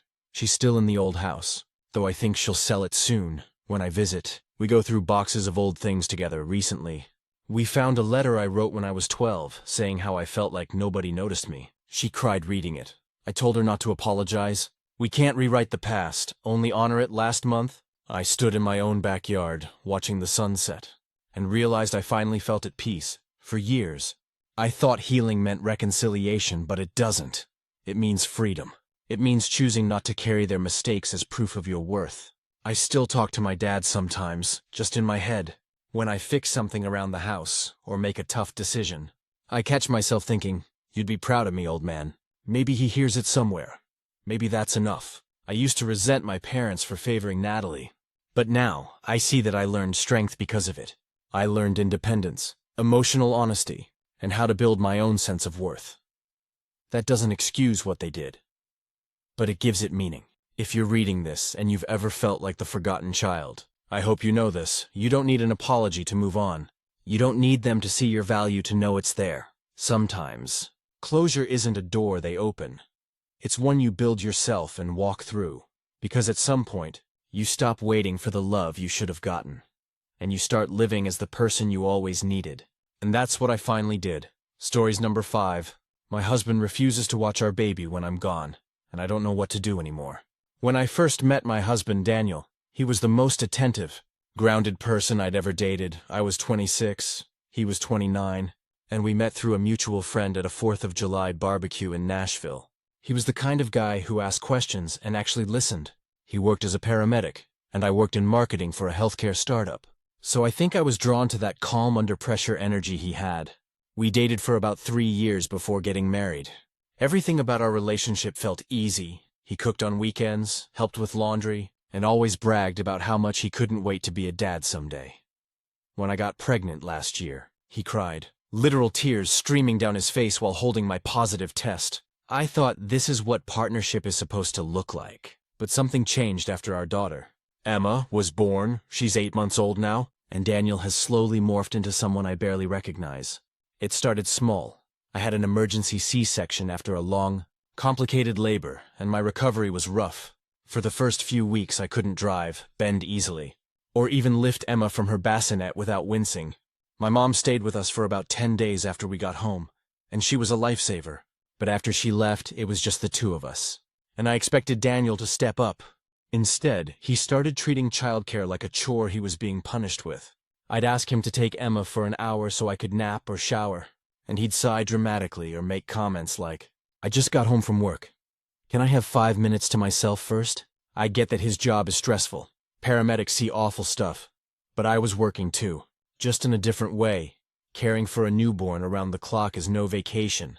When Emma was about 6 weeks old, I had my first postpartum checkup. I asked Daniel if he could stay with her while I went. His response, "Can't your mom come over?" I told him she was at work. He grumbled but agreed. When I got back, he handed me a screaming baby and said, "She didn't stop crying the entire time. You need to start pumping so I can feed her." That was the first time I noticed the resentment in his tone. A few weeks later, I decided to meet my friend Molly for brunch. It was supposed to be my first outing alone since giving birth. Just 2 hours at a local cafe.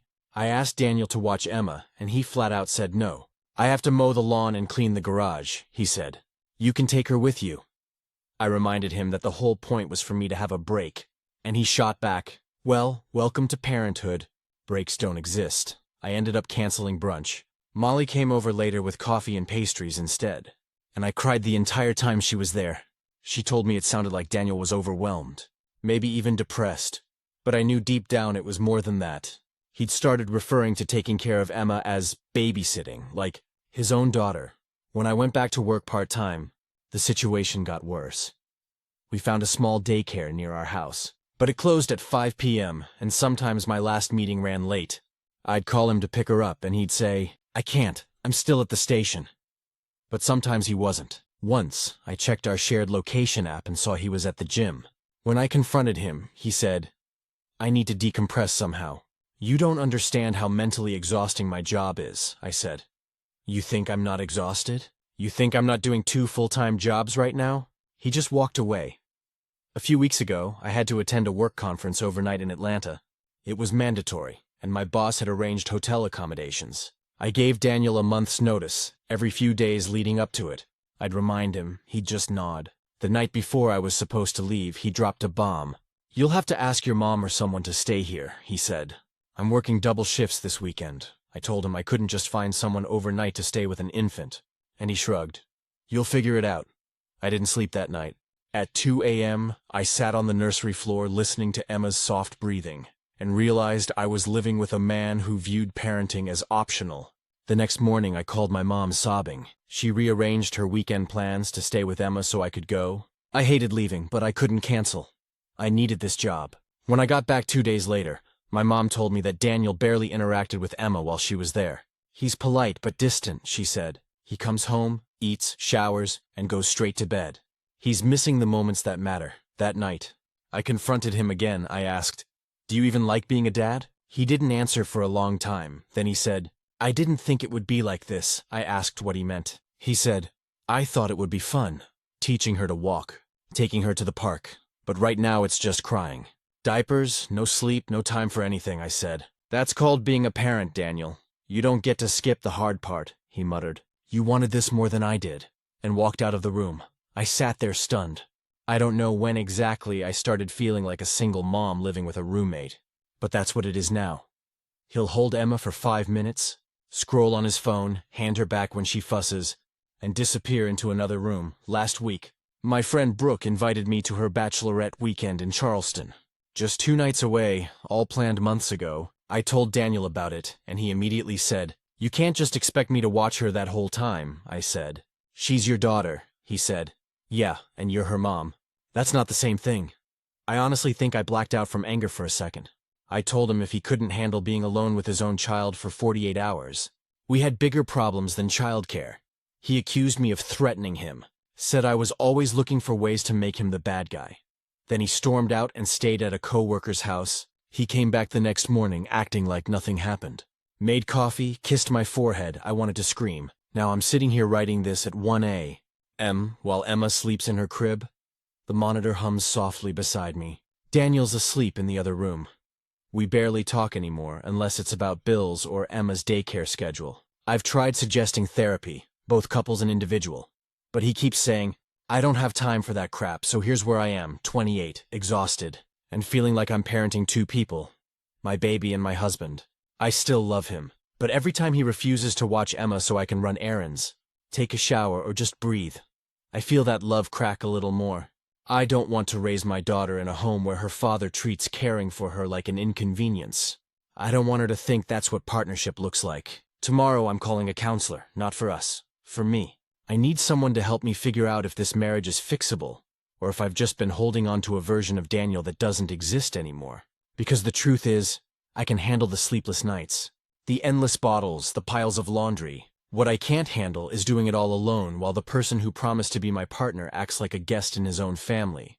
And if that means being truly alone for a while, well, maybe that's still better than being lonely in my own house. Update. It's been about 2 months since my original post about my husband refusing to watch our baby. And a lot has happened. After I wrote that, I finally hit a wall. I realized I was walking on eggshells every day, waiting for Daniel to suddenly become the kind of dad and partner I kept hoping he'd be. That moment never came, so I started making quiet changes for myself. I found a therapist through my work's insurance program and started going once a week. Talking to someone neutral helped me see how much of myself I'd lost, trying to keep the peace. My therapist didn't tell me what to do. She just kept asking what kind of example I wanted to set for my daughter. That question got stuck in my head a few sessions in. I told Daniel I needed more help or I'd have to rethink our marriage. He got defensive, said I was making him out to be a bad dad. But then a couple of weeks later, my mom had surgery, and I had to spend 2 nights at her house. I told him this was his chance to step up. When I came home, Emma was fine, clean, fed, happy. But Daniel looked wrecked. He admitted it was harder than he thought. He also said something that surprised me. I don't think I've been okay since she was born. It turns out he'd been struggling with depression and burnout from work. But instead of talking about it, he shut down and resented me for not fixing things. He started therapy too after I asked him to call our doctor. We're not magically perfect now. He still gets overwhelmed sometimes, but he's trying. He picks Emma up from daycare a few times a week, feeds her dinner, and actually plays with her instead of just scrolling on his phone. We started doing short trades. I get an hour alone on Saturdays. He gets an hour Sunday morning for himself. It sounds small, but it's helped a lot. I'm still not sure where our marriage will go long term, but at least now, it feels like we're both parenting instead of me just surviving. If anyone reading this feels like they're doing everything alone, please reach out for help. Even if your partner doesn't step up right away, you still deserve support. Final update. It's been about 6 months since I first posted about my husband refusing to help with our baby, and I wanted to close this out. Things didn't go the way I expected, but they went the way they needed to. After my last update, Daniel and I kept going to therapy separately for a while. He made some effort, picking up Emma from daycare, giving me more breaks, even doing bedtime some nights. But the truth is, those changes never stuck for long. He'd have a good week or two, then slide back into the same patterns. Long shifts, no communication, leaving me to do everything. At some point, I realized that I wasn't waiting for things to get better anymore. I was waiting for him to become someone different. That's not fair to either of us. When Emma turned 1, I told him I wanted to separate. It wasn't a dramatic fight, just a long, painful talk at the kitchen table while she was napping. He cried, said he didn't want to lose his family, but also admitted he didn't know how to be a partner right now. We agreed to split things amicably. He moved in with a coworker temporarily and now rents a small place nearby. We're co-parenting, and to his credit, he shows up for Emma, he picks her up twice a week, spends real time with her, and even sends me photos of them at the park or reading books together. As for me, I'm in therapy, still working, and learning what life looks like as just me again. I thought I'd feel lonely, but honestly, it's peaceful. I have routines. I have help from my mom and friends. And Emma's thriving. She's walking, babbling nonstop, and starting to say mama in this way that melts me every time. I don't regret marrying Daniel. I think we loved each other deeply. But sometimes love doesn't survive the version of life you end up living. Parenthood changed everything, and instead of growing together, we broke apart. Now, it's just about giving Emma the calm, stable home she deserves, even if it looks different than what I imagined. Thanks to everyone who commented and reminded me that I wasn't crazy for feeling overwhelmed or unseen. Those words helped me take the steps I was scared to take. If anyone else is reading this and wondering whether it gets better, it can. Sometimes better means staying and rebuilding, and sometimes it means walking away so you can breathe again. Either way, it's still better. Stories number 6. I never felt sad when my dad and his mistress had miscarriages. When I was 13, my dad blew up our family. I didn't understand the full picture at the time. Just that my mom stopped eating, my dad stopped coming home, and our house suddenly felt like a stranger lived in it. Later, I found out he'd been having an affair for nearly a year with a woman named Dana. She worked with him at his construction company. He met her while bidding on a job, and instead of telling her he was married with 2 kids, he told her he was separated, the most convenient word in the cheater's dictionary. When my mom found out, everything fell apart fast. She confronted him after seeing texts on his phone. Messages that didn't leave much to the imagination. My dad tried to play it off like it wasn't serious, but within a few weeks, he'd packed his bags and moved into an apartment across town. Dana was already living there with him by the end of the month. I remember the night he told me and my little sister Ellie. We were sitting on the couch while my mom stood in the kitchen trying to hold herself together. My dad said things like, "Sometimes adults grow apart, and I still love you both the same." I wanted to believe him. But even then, I knew he was lying. He didn't love us the same. He loved himself more. After that, he tried to make everything normal. He'd pick us up every other weekend. take us to the movies or out for pizza, then drop us off like nothing was wrong. Dana started showing up on those weekends too. She'd smile too much, talk like she'd known us forever, and call my dad babe in front of us. Ellie was too young to understand, but I hated her. The first time she got pregnant. I was 15, my dad told us during a visit. Like it was good news. I remember sitting in the back seat of his truck, looking out the window, trying not to cry. Not because I felt sad about the baby, because I felt nothing at all. When Dana miscarried a few months later, my dad called me from the hospital. He sounded broken, like he wanted comfort. He said, "It's been really hard for us. We were so excited." I just said, "Okay." I didn't mean to sound cold, but I couldn't bring myself to fake sympathy for the woman who helped destroy my family. That became a pattern over the next 7 years. Dana had 3 miscarriages. Each time my dad would spiral, and each time, I'd feel the same emptiness. I'd nod, say sorry, and hang up. Then I'd go about my day. It's not like I wanted them to lose the babies. I just didn't care. That's the part that messed with my head the most. I thought maybe something was wrong with me for not feeling empathy. But every time I looked at my mom, still working 2 jobs, still trying to pay off the debt my dad left, I knew why I felt that way. Dana wasn't some innocent bystander. She knew my dad was married. My mom even told me she confronted her once. Right after she found out, Dana apparently said, "You can't steal someone who wants to be stolen." That line stuck with me like a splinter. My dad married Dana when I was 20. I didn't go to the wedding. Ellie did, because she wanted to keep some connection with him. But I couldn't stomach it. The idea of sitting in a church watching him promise forever again felt insulting. After that, he stopped trying as hard with me. We'd talk a few times a year, usually around birthdays or holidays. Then one day, he called out of nowhere and said Dana was pregnant again. This time through IVF. I was 24, living in my own apartment, working a job I loved. He wanted me to be excited. I wasn't. A few months later, she miscarried again. That one hit him harder than the rest. He cried on the phone, said things like, "I don't know why this keeps happening." I stayed quiet, listening to him breathe through the sobs. When he finally asked, "Aren't you sad about it?" I told him the truth. "No, Dad, I'm not." There was a long silence before he said, "That's a horrible thing to say," I said. "So was cheating on Mom." He hung up. We didn't talk again for a long time. My mom heard about their last miscarriage from a mutual friend and told me later. I just shrugged. It's strange how something so tragic can mean nothing when it comes from people who caused you so much pain. I've talked about it in therapy since then. My therapist told me that feeling detached doesn't make me cruel, that it's my brain's way of protecting itself. But part of me still wonders if it makes me heartless. Because when people tell stories about miscarriages, they always talk about grief and loss. I never felt any of that. The truth is, I stopped seeing my dad as a father years ago. He became just a man who happened to share my last name. And Dana? She was never family. She was the woman who smiled in my mom's kitchen the day she dropped by to talk, wearing the same necklace my dad once gave my mom. A few months ago, my dad reached out again. He said he wanted to meet for lunch. I agreed, mostly out of curiosity. He looked older, tired in a way that made me almost feel sorry for him. We talked about work, about Ellie, about his health. Then he said, "I know I messed up. I just want to make things right before it's too late." I looked at him for a long time before saying, "Then stop pretending you didn't destroy something." He nodded, but I could tell he didn't really get it. We ended lunch on polite terms, but when he hugged me goodbye, I didn't feel anything. No warmth, no closure, no hatred, just emptiness that night. I thought about all those miscarriages, all that loss he'd gone through, and I realized why I never felt sad. Because grief is something you reserve for people you love. And by the time those babies came along, I didn't have any love left for him. I used to think that made me a bad person.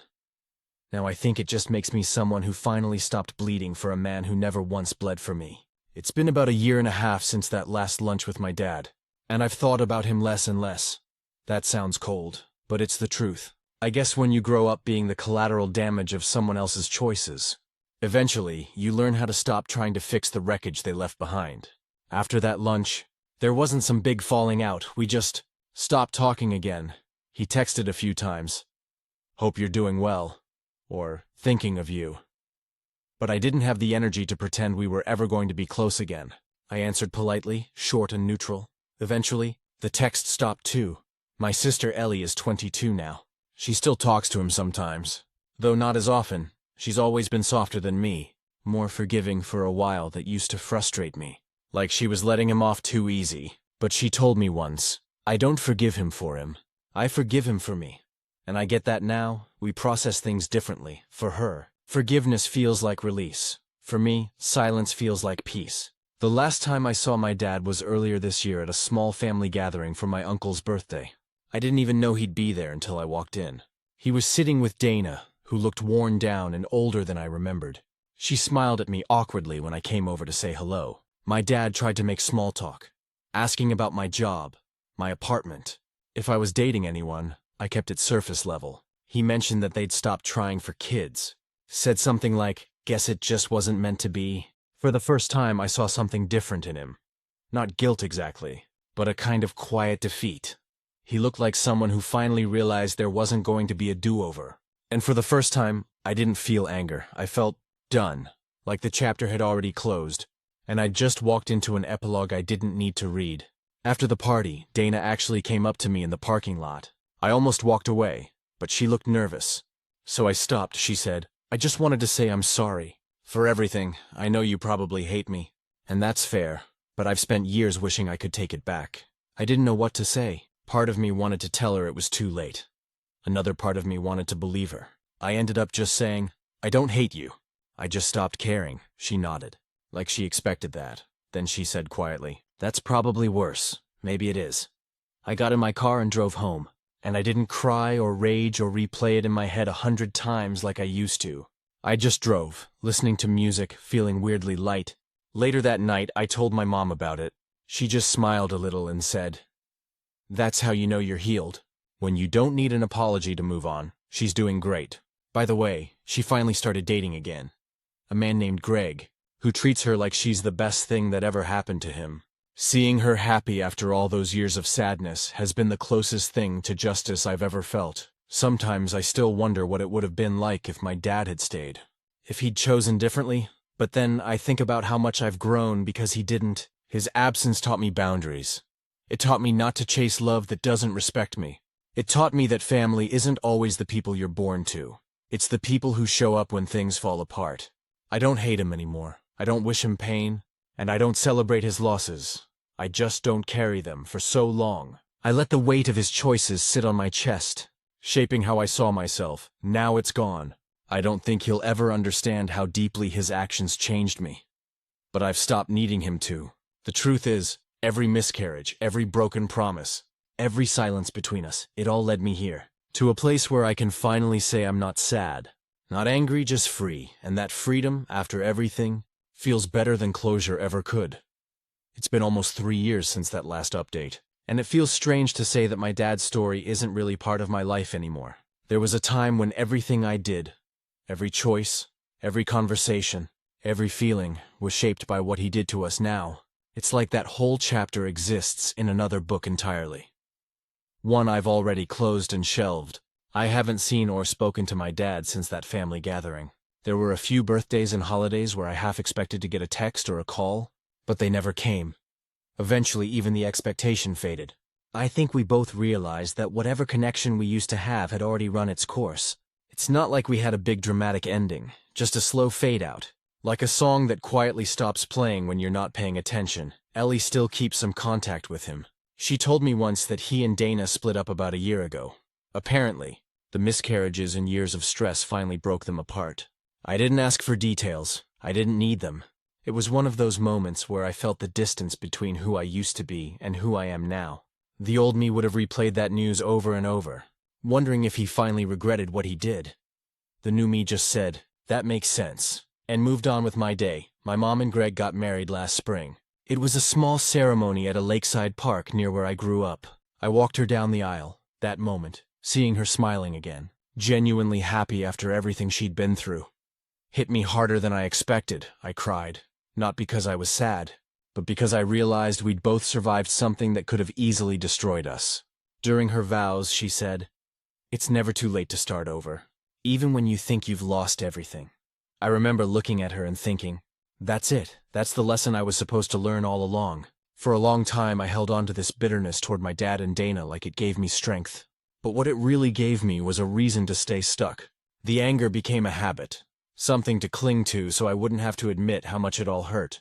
Letting it go didn't mean forgiving him. It just meant deciding that I didn't want to carry it anymore. I don't know where my dad lives now. Ellie said he moved to another state for work. And honestly, I hope he's okay. That sounds strange after everything. But I mean it. I don't want bad things for him. I just don't want anything from him either. A few months ago, I found an old photo album while helping my mom pack up some of her stuff before the wedding.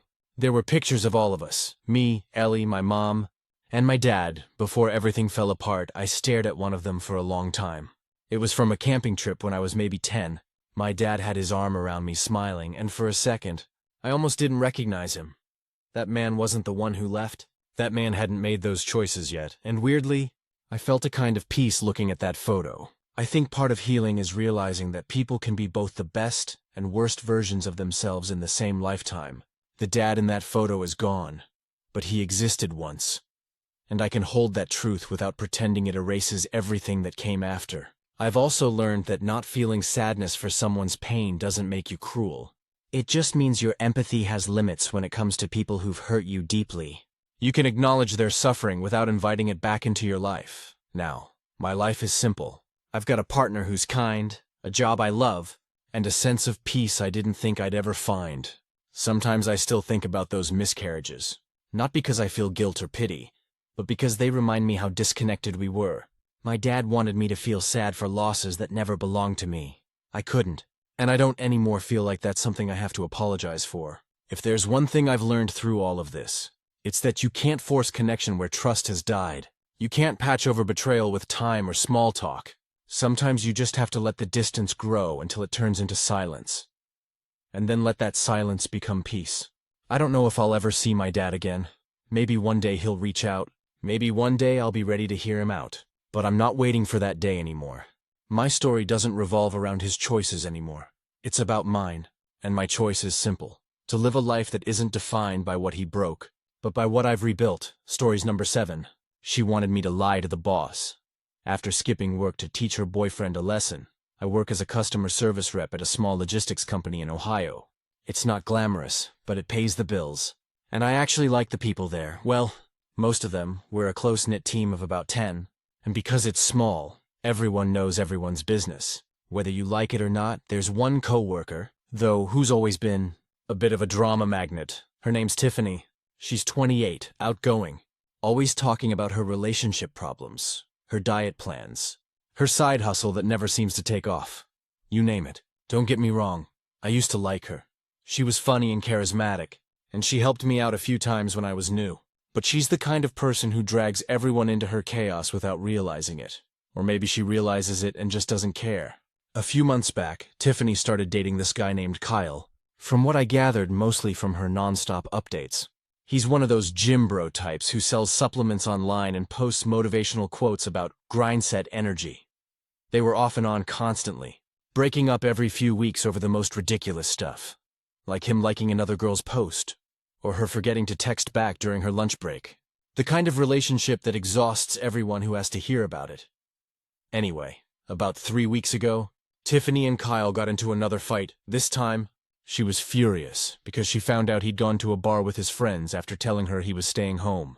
Apparently, he didn't cheat, but she said she needed to teach him a lesson, so he'd know she wasn't someone to mess with. I didn't think much of it at first, but the next morning, she didn't show up for work. Now our office isn't big enough to absorb someone just vanishing. Every person missing means the rest of us have to juggle extra calls, handle more emails, and deal with angry clients who don't want to wait. So around 9 a.m., my boss, Karen, noticed Tiffany hadn't logged in yet. She asked if anyone had heard from her. I said no. About half an hour later, I got a text from Tiffany that said, "Hey girl, can you do me a huge favor?" I should have known better. I really should have. I asked what was up and she said, "I need you to tell Karen I'm sick. I'll be in tomorrow." When I asked if she was sick, she replied, "Not exactly. I'm at Kyle's place. He's freaking out, 'cause I didn't come home last night." I told him I was going to make him realize what it's like to be worried. So, I called off today, but Karen's been on my ass lately, so I need you to cover for me. I stared at that text for a full minute, wondering if she was serious. She skipped work to teach her boyfriend a lesson. and wanted me to lie to management to cover it up. I texted back, "Tiff, I can't do that. You should have just called in yourself." She hit back with, "Come on." "Don't be like that. You know how Karen is. I just need one little favor. It's not like it's a big deal." "You can say you heard me throwing up or something," I told her again. No, I wasn't risking my job for her drama. Within 5 minutes, she sent another text that was way more passive-aggressive. "Wow, I thought we were friends. It's literally one thing. You owe me. Remember when I helped you with that report last month? That's when I got pissed. Helping me format a spreadsheet does not equal covering up for your immature revenge stunt." I didn't respond after that, around 10 a.m. Karen called Tiffany's number herself, and obviously she didn't pick up. Karen sighed and said, she better have a doctor's note tomorrow. The next day, Tiffany showed up all smiles like nothing happened. She was dressed to the nines, makeup perfect, coffee in hand. I expected her to at least thank me or apologize, but she didn't. She walked right up to my desk and whispered, "Did you tell Karen I was sick?" I said, "No, I told her I didn't know where you were." Her face dropped. "Are you kidding me?" She hissed. "Now she's asking for a doctor's note. You could have helped me out," I told her. Flat out, "I'm not lying for you, Tiffany. That's not my problem." She rolled her eyes, muttered something about fake people, and stomped away. The rest of the day, she was icy with me, barely said a word. But then, karma came around faster than I expected. The following week, our regional manager, Derek, did one of his surprise audits. He reviews attendance and time-off logs as part of it. When he noticed Tiffany's unapproved absence, he asked Karen what happened. Karen told him Tiffany claimed she was sick but didn't bring a note. So Derek went digging, and found that she had posted several Instagram stories that same day.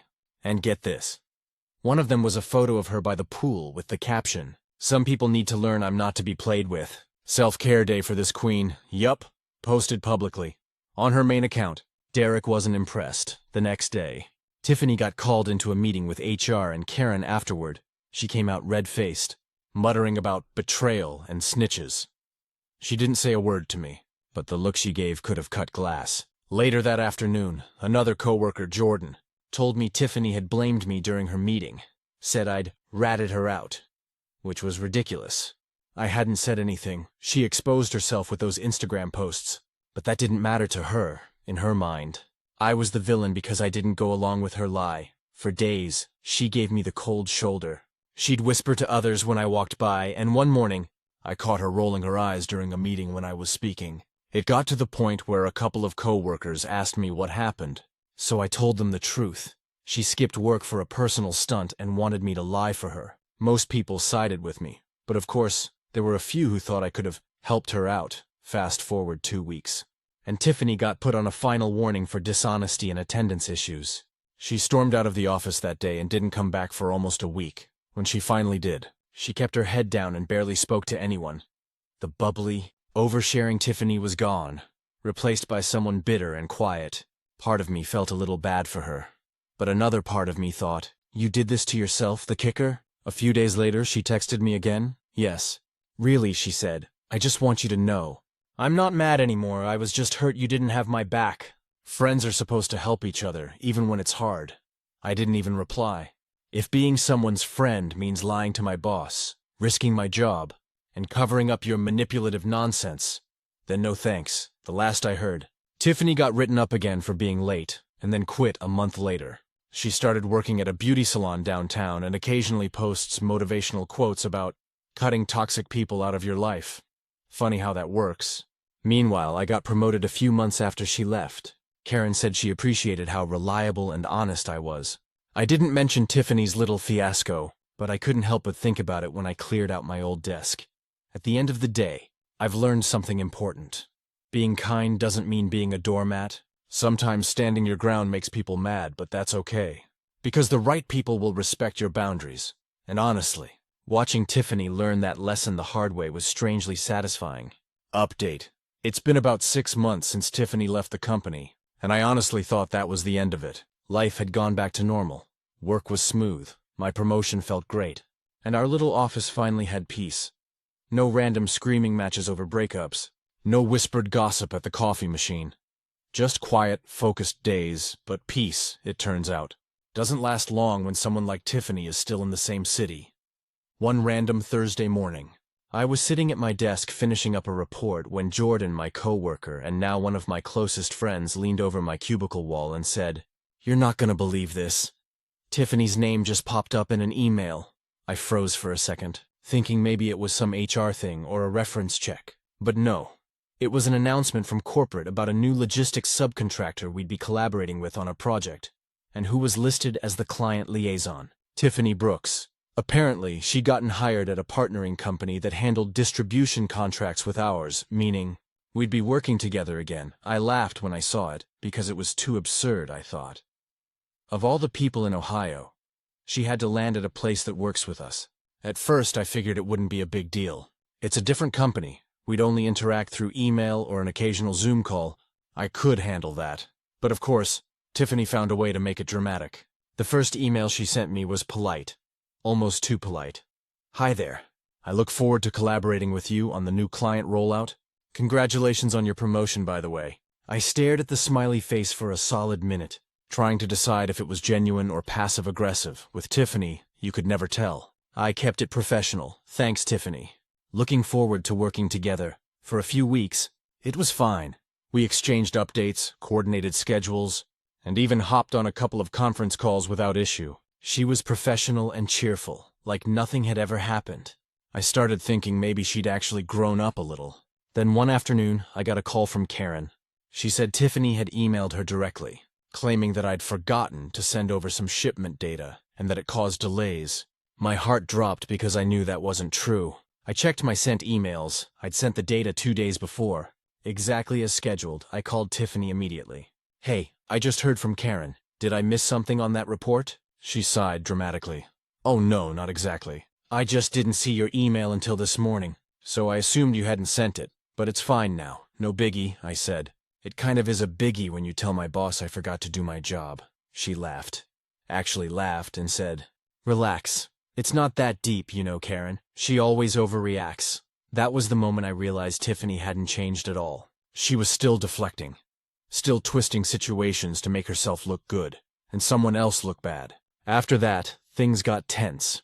Every interaction with her turned into this quiet power struggle. She'd accidentally leave me off important email chains or forget to include attachments, and when I'd point it out, she'd respond with, "Oops, my bad," like it was just an innocent mistake. I tried to stay calm, keep everything documented, and not let her get to me. But one Friday afternoon, she finally crossed the line. She was supposed to send over the final version of a joint proposal for one of our biggest clients. Instead, she sent an outdated draft.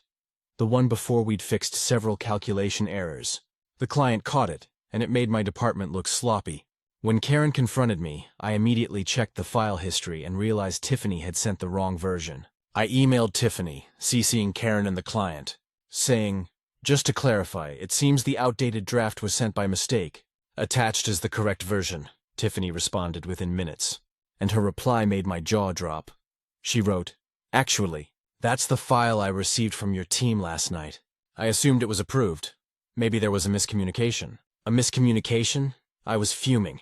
I knew for a fact she had the right version, because I'd sent it myself and had read receipts to prove it. So, I calmly replied with the time-stamped proof. Karen immediately called me afterward, told me not to worry, and said she'd handle it the next day. Tiffany called me personally, not emailed. Called. "Wow," she started, her tone sharp. "Couldn't just let me handle it privately, huh? You had to CC my boss and make me look bad?" I said, "You blamed me in front of a client, Tiffany. I'm not covering for that." She scoffed. "You're still holding a grudge from before, aren't you? You've been waiting for me to screw up so you could feel superior." I laughed bitterly. "No. I just learned my lesson about enabling your nonsense." There was a long silence, and then she muttered, "You really haven't changed." Still self-righteous, and then she hung up. A week later, our department got a notice that her company had assigned someone new as our liaison. No explanation, no details, just a quiet replacement. Jordan later told me he'd heard through a mutual contact that Tiffany got written up for unprofessional conduct after several complaints from partners. Apparently, she'd blamed other people in different departments, too, so, once again, Tiffany's habit of manipulation had caught up with her. This time I didn't feel any satisfaction, just relief, because I finally realized that with people like her, the drama isn't a phase, it's a pattern. They don't learn lessons, they just change stages. A few months after that, I saw her again, completely by accident. I was at a friend's birthday dinner at this new rooftop restaurant, and she walked in with a group of women. She looked good, confident, well-dressed, like someone who had her life together. For a second, I almost doubted everything that had happened, but then she saw me, her eyes flickered with recognition, and she gave me this fake, tight smile before turning away. And you know what? I didn't feel angry, I didn't feel smug, I just felt done, because I've learned that some people live for chaos. They thrive on it, and no matter how nice you are, no matter how hard you try to keep the peace, they'll drag you into their storm if you let them. That night, as I drove home, I thought about how far I'd come. I used to be terrified of confrontation, always trying to keep everyone happy. But after dealing with Tiffany, twice, I realized that sometimes saying no is the most powerful thing you can do. I never heard from her again after that. But every now and then, she pops up in Mutual's social media posts, promoting some new wellness brand or posting captions about cutting off negative energy. I guess in her mind, I'm still part of that negative energy, and that's fine with me, because if standing up for myself makes me the bad guy in her story, I'll wear that label proudly. Final update. It's been about 3 years since that whole mess with Tiffany, and I honestly thought that chapter of my life was long closed. I'd moved on, climbed further up in my career, and finally reached a point where my life felt stable and peaceful. I bought a condo, adopted a rescue dog named Milo, and even started dating someone steady, a guy named Chris, who works in IT and has the calmest personality I've ever met. He's the kind of person who makes you feel like nothing in the world can shake you. So yeah, things were good until one day, I ran into Tiffany again. It was a random Saturday afternoon. I was out running errands, coffee in hand, grocery list on my phone, when I stopped at a local community center that was hosting a business networking event. Chris's company had a small booth there, and I promised I'd drop by for support. As I was walking past the vendor tables, I heard a voice that made me stop cold. "Hey there. Have you heard about our new wellness subscription boxes?" I turned, and there she was, Tiffany. She was standing behind a sleek display table covered in pastel boxes and candles. Her hair was shorter, blonder, styled in those effortless waves influencers seem to master. She looked different, older maybe, but her smile was still that same perfect, performative grin she used to flash when she was about to manipulate someone. Our eyes met, and for a split second, I thought maybe she wouldn't recognize me. But then I saw that flicker of surprise, followed by something unreadable. "Well, look who it is," she said smoothly. "It's been forever." I took a slow breath and said, "Yeah, it's been a while." There was this awkward pause, and then she launched into her pitch, as if pretending the past didn't exist. "I started my own company last year. Wellness products for women, all organic, totally sustainable. We just landed our first major partnership." I congratulated her because, honestly, what else do you say to someone like Tiffany? But before I could walk away, she added, "I actually tried reaching out to you a while back. That caught me off guard." "You did?" "Yeah," she said, tucking a strand of hair behind her ear. "I messaged you on LinkedIn about maybe collaborating. You never replied?" I checked my memory. No message. Maybe she had, but I'd missed it. Or maybe she was bluffing. Either way, I said, "Sorry, I must have missed it. I've been pretty busy." She smiled tightly. "I bet. You were always the overachiever." The way she said it wasn't exactly a compliment. I could tell she was still bitter, still holding on to whatever twisted version of events she'd told herself. That I'd betrayed her, that I'd made her look bad, and yet she was trying so hard to come across as polite, successful, in control. I wished her luck and went to find Chris. Later that night, as we were cooking dinner, I told him about the encounter. He listened quietly and said, "Do you think she's changed?" I thought about that question for a long time, because the truth was I wasn't sure. Tiffany had always been a performer. She could adapt, charm, reinvent herself, but underneath it, she never really took accountability for anything. Still, I didn't expect her to show up in my life again, until she did. A few weeks after that event, I got an email from an unknown address. The subject line read, "Hey, can we talk?" It was Tiffany. The message said, "I know this is unexpected, but I wanted to apologize for how things went down between us. I wasn't in a good place back then, and I took it out on people who didn't deserve it. I've been in therapy for a while now, trying to work through some of my patterns. You didn't deserve how I treated you. I'm sorry." I sat there for a while rereading it. It didn't sound like her usual manipulative tone. It was humble, measured, Real, maybe. Part of me wanted to delete it and move on, but another part of me, the part that still carried some of that old resentment, needed closure. So, I said, "Thank you for reaching out. I appreciate your apology. I hope you're doing well." I didn't expect a response, but she replied within an hour, "I really mean it. I've done a lot of thinking about how I treated people. You were always kind, and I took advantage of that. I've been working hard to fix that part of me." I told her it meant a lot that she said that, but that I'd moved on, and I didn't hold a grudge anymore.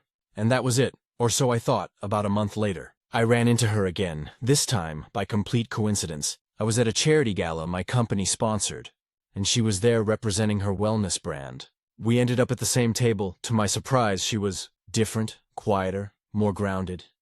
She didn't dominate the conversation like she used to. When people asked about her business, she gave credit to her team instead of making it all about herself. During dinner, she leaned over and said softly, "You probably don't believe it, but I really am trying to change." I smiled and said, "I can tell." She told me about her therapy journey, how she'd realized most of her drama came from insecurity. This constant need to feel in control because she'd never felt good enough growing up. She admitted that she'd used manipulation as a way to protect herself from rejection. Hearing her talk like that was surreal. After the event, she asked if I'd ever consider grabbing coffee sometime, just to catch up. I hesitated but said sure. We met the following weekend. It was awkward at first, but eventually, we started laughing about old office memories. For the first time, it felt like two adults having an honest conversation, not two coworkers locked in a battle of pride. She told me she'd burned a lot of bridges, not just with me, but with other jobs. Friends, even family. Therapy, she said, had been a wake-up call. I asked her if she missed working in a regular office. She chuckled and said, "Sometimes, but I think it's better for everyone that I'm my own boss." Fair enough. We ended up staying in touch, not as friends. Not really, but as two people who shared a weird, messy history and had both grown from it in their own ways. A few months later, she sent me a sample box from her business with a handwritten note that said, "Thank you for being one of the people who finally said no to me when I needed it most." I didn't expect that. It made me tear up a little. It's strange how time works. People who once brought you nothing but stress can, years later, become reminders of how far you've come. Tiffany and I aren't close, and I don't think we ever will be. But when I think about her now, it's not with anger, it's with something like understanding. Because I've learned that not everyone who hurts you is a villain forever. Some are just stuck in patterns they don't know how to break, until life finally forces them to. Last I heard, her wellness brand was doing surprisingly well. She speaks at events about authenticity in business, which makes me smile a little. I like to think she means it now. As for me, life's still steady. Chris and I got engaged last spring. Milo's as spoiled as ever, and work's been great. Sometimes I tell my team about this one coworker I used to have, when I'm teaching them about boundaries. I never name names, but the lesson sticks. Because if there's one thing Tiffany taught me, it's that standing up for yourself isn't cruel. It's compassionate, to yourself and to the other person. Sometimes the most loving thing you can do for someone is refuse to enable their worst behavior. And sometimes, years later, they might even thank you for it. Stories number 8. Showing my kids the bills opened their eyes. But now my wife says I went too far. So, this all started a few weeks ago, but honestly, it's been building for years. I, 42M, have 2 kids, Owen, 14, and Lila, 11, and my wife, Megan, 40. I'm the main earner in our household. I work as a project manager for a construction firm, and Megan works part-time as a freelance graphic designer. We're comfortable, but not rolling in money. Between the mortgage, groceries, utilities, car payments, and the kids' school activities, our budget is tight. For years, I've tried to instill some understanding in the kids about money, like how turning off lights saves electricity, or how eating out adds up fast, but it always felt like it went over their heads. Recently, though, things started getting worse. Owen's been obsessed with brand-name clothes, and Lila's into every extracurricular imaginable. Ballet, horseback riding, art classes. Megan tends to say yes to everything because, in her words, they're only kids once. Last month, Owen came home furious because I wouldn't buy him the newest iPhone. He called me cheap, and Megan just rolled her eyes like it wasn't a big deal. That night, I sat there staring at the bills piling up on my desk. The gas bill, electric, water, the car insurance, the credit card statement from the last grocery run, and something in me just snapped a little. The next morning, I called the kids into the kitchen and spread every bill out on the table. I didn't yell, I didn't guilt trip, I just said, "You two are old enough to understand what it takes to run a household." I showed them the mortgage payment first, $1,200 a month. Then utilities, about $400 total. Groceries, another $600 or so. Health insurance, car insurance, gas, school expenses. It added up quickly. I let them look through everything while I explained what each bill meant. At first, Owen laughed nervously and said, "You actually pay for water?"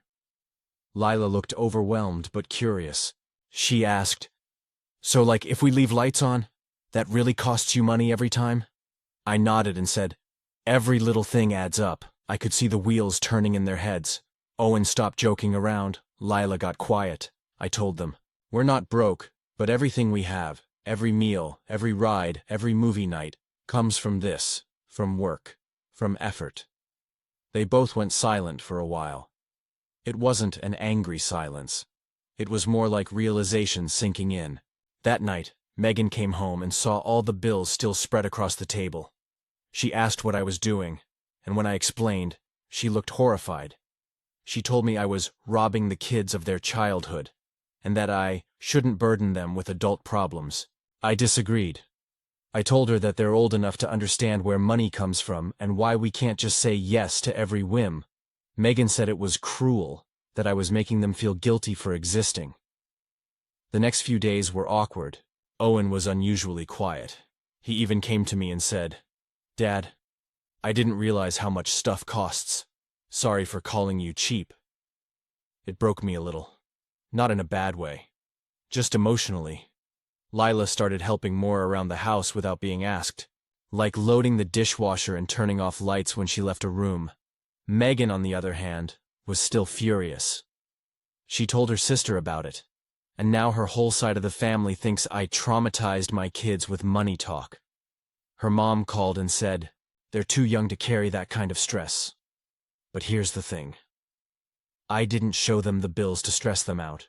I showed them so they'd understand that everything has value. I grew up in a working-class household. My dad worked double shifts. My mom cleaned houses, and they were upfront about money because we had to be. I learned early how to budget and how to appreciate what I had. Megan grew up differently. Her parents were comfortable and never talked about finances. I think that's part of why we see things so differently. The irony? Ever since that morning, things in the house have gotten smoother in some ways. The kids aren't begging for stuff constantly anymore. Owen even started researching refurbished phones and learning about saving. Lila asked if she could sell some of her old toys online. They're not scared, just more aware. But Megan's reaction hasn't softened. Last week we got into another argument because I refused to sign Owen up for a $1,500 summer basketball camp. She said, "You've already poisoned them with money anxiety. Now you're just punishing them." I told her I wasn't punishing anyone. I was setting limits. I reminded her that we agreed we'd budget for one big activity per child per year. And Lila already has ballet. She said, "You used to be fun. Now you're just obsessed with bills." That hurt. Because it's not true. I'm just trying to be realistic. I don't want my kids growing up entitled or disconnected from the real world. A few nights ago, Owen actually thanked me again. He said, "Dad, I think it's cool you showed us. My friends think money just appears." That made me proud. But when I told Megan what he said, she just sighed and said, "Great. Now he thinks his mom's the irresponsible one." I don't know how to bridge this gap with her. I'm trying to raise our kids to be grateful, self-aware, and grounded. She's trying to protect them from stress, and maybe we're both right in different ways, but deep down, I can't shake the feeling that I did the right thing. Because if my kids grow up understanding that nothing comes free, not electricity, not food, not security, then they'll be better prepared for adulthood than I ever was. I love my wife and my kids. I don't want to be the lecture dad. But I also don't want to raise kids who think life just happens for them without effort or sacrifice. So yeah, Maybe I showed them too much, too soon. Maybe I should have eased into it. But seeing the way they've started helping out and asking smart questions about money makes me think maybe honesty was the best gift I could have given them. It's been about 7 months since I showed the kids the bills. And wow, things have changed more than I expected. Some for better, some not so much. After that first post, things were tense between Megan and me for a good while. She was genuinely upset and thought I'd crossed a line. For the first couple of weeks, she kept saying things like, "I just want them to be kids, not little accountants." Meanwhile, I felt like she was ignoring the positives, how much more mindful the kids had become. Owen started packing lunch for school instead of buying it every day. Lila began turning off lights, reminding us sometimes it wasn't guilt, it was awareness. But Megan saw every little grown-up behavior as proof that I'd made them anxious. One night, after a particularly tense dinner, we finally had a blowout argument about it.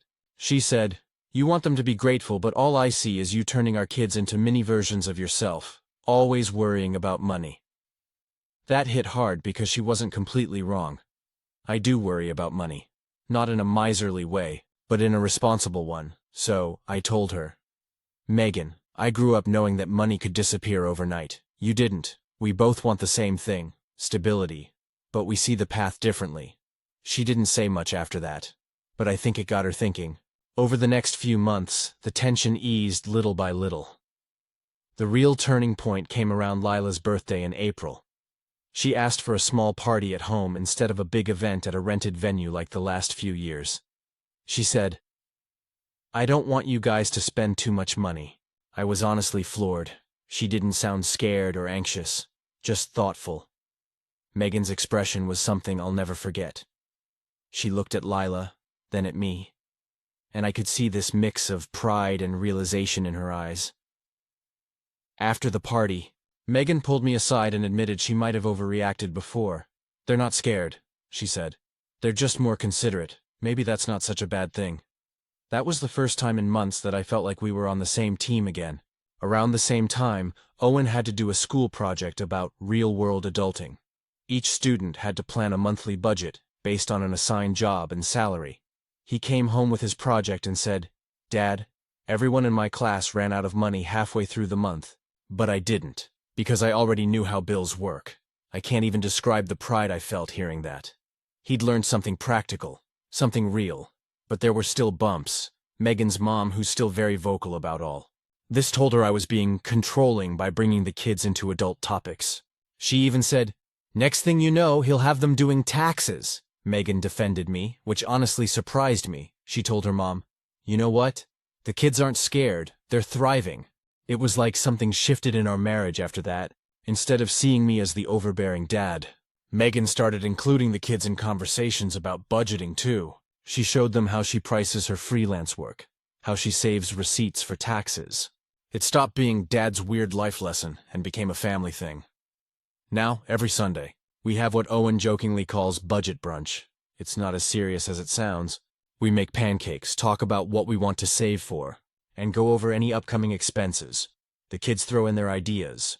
Like, can we save up for a beach trip this summer? Or maybe I can babysit to earn extra money for that art camp. It's actually become fun and balanced, the best part. The shift in attitude.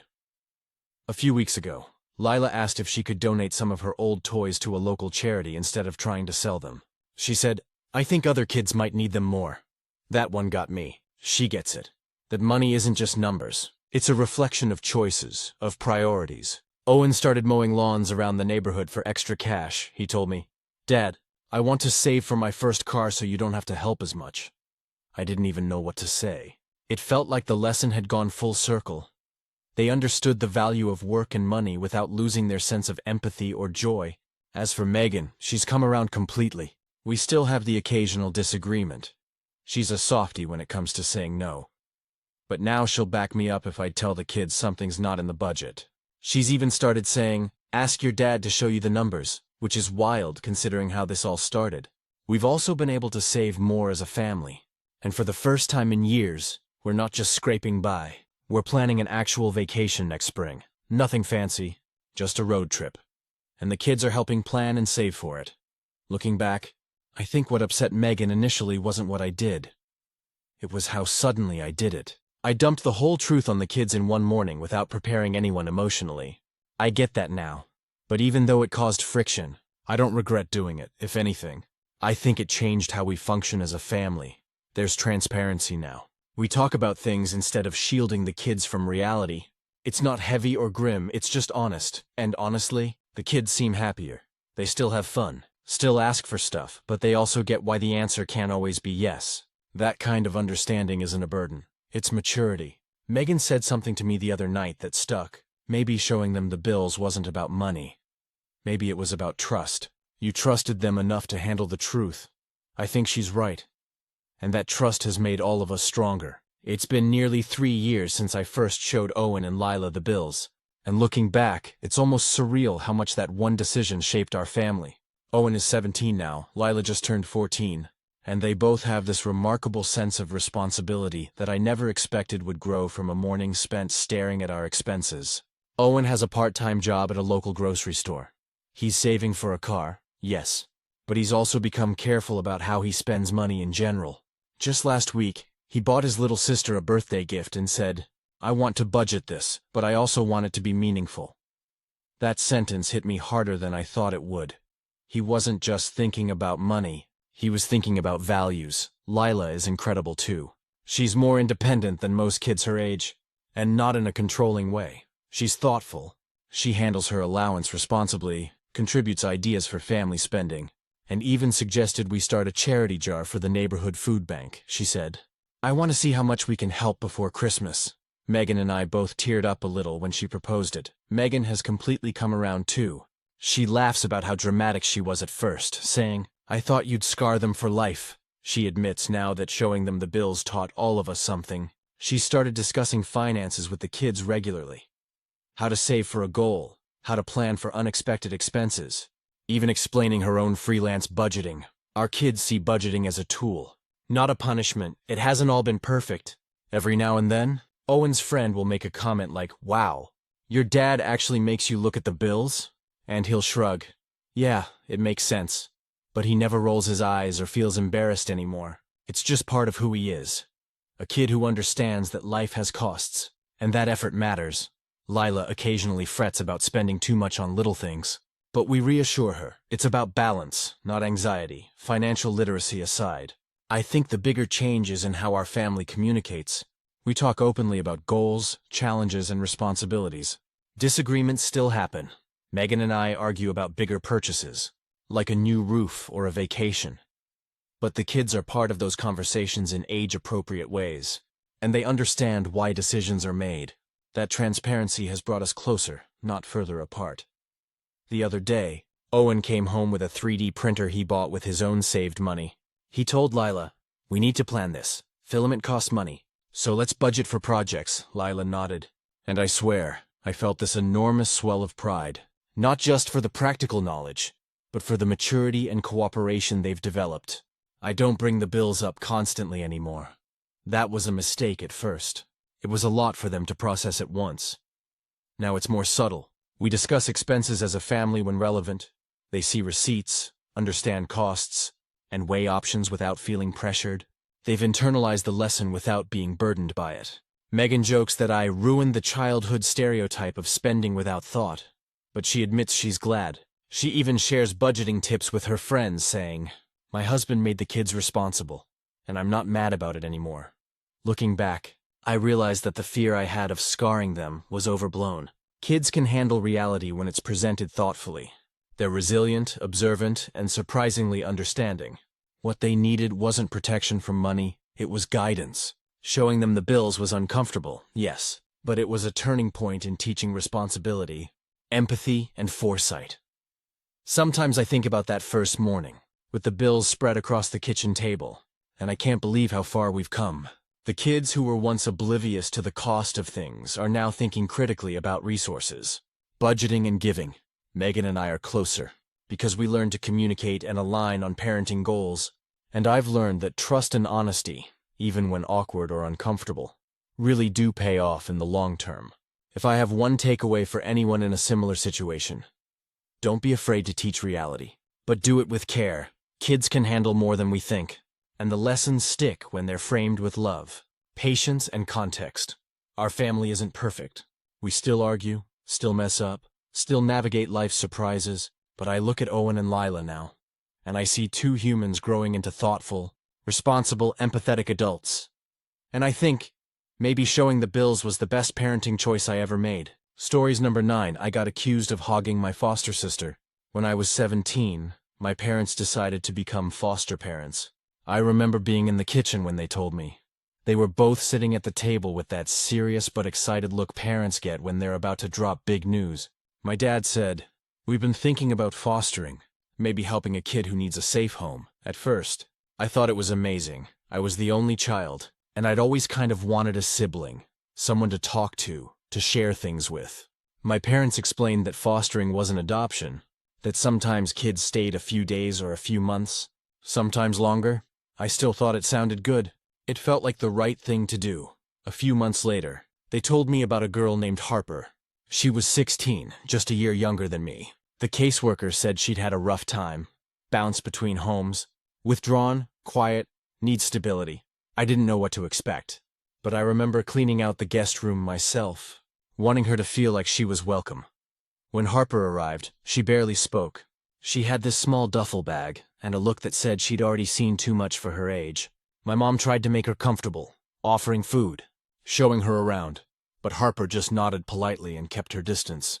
That first night, I heard her crying softly through the wall. I wanted to say something, but I didn't know how. Over time, though, she started opening up.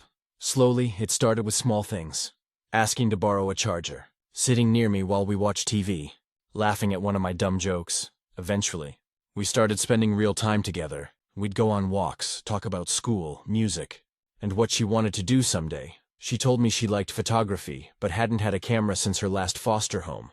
On her 17th birthday, I used my part-time job money to buy her a used one. She cried when she opened it. We became close, like siblings, but maybe even closer. I don't mean in any weird or romantic way, just protective.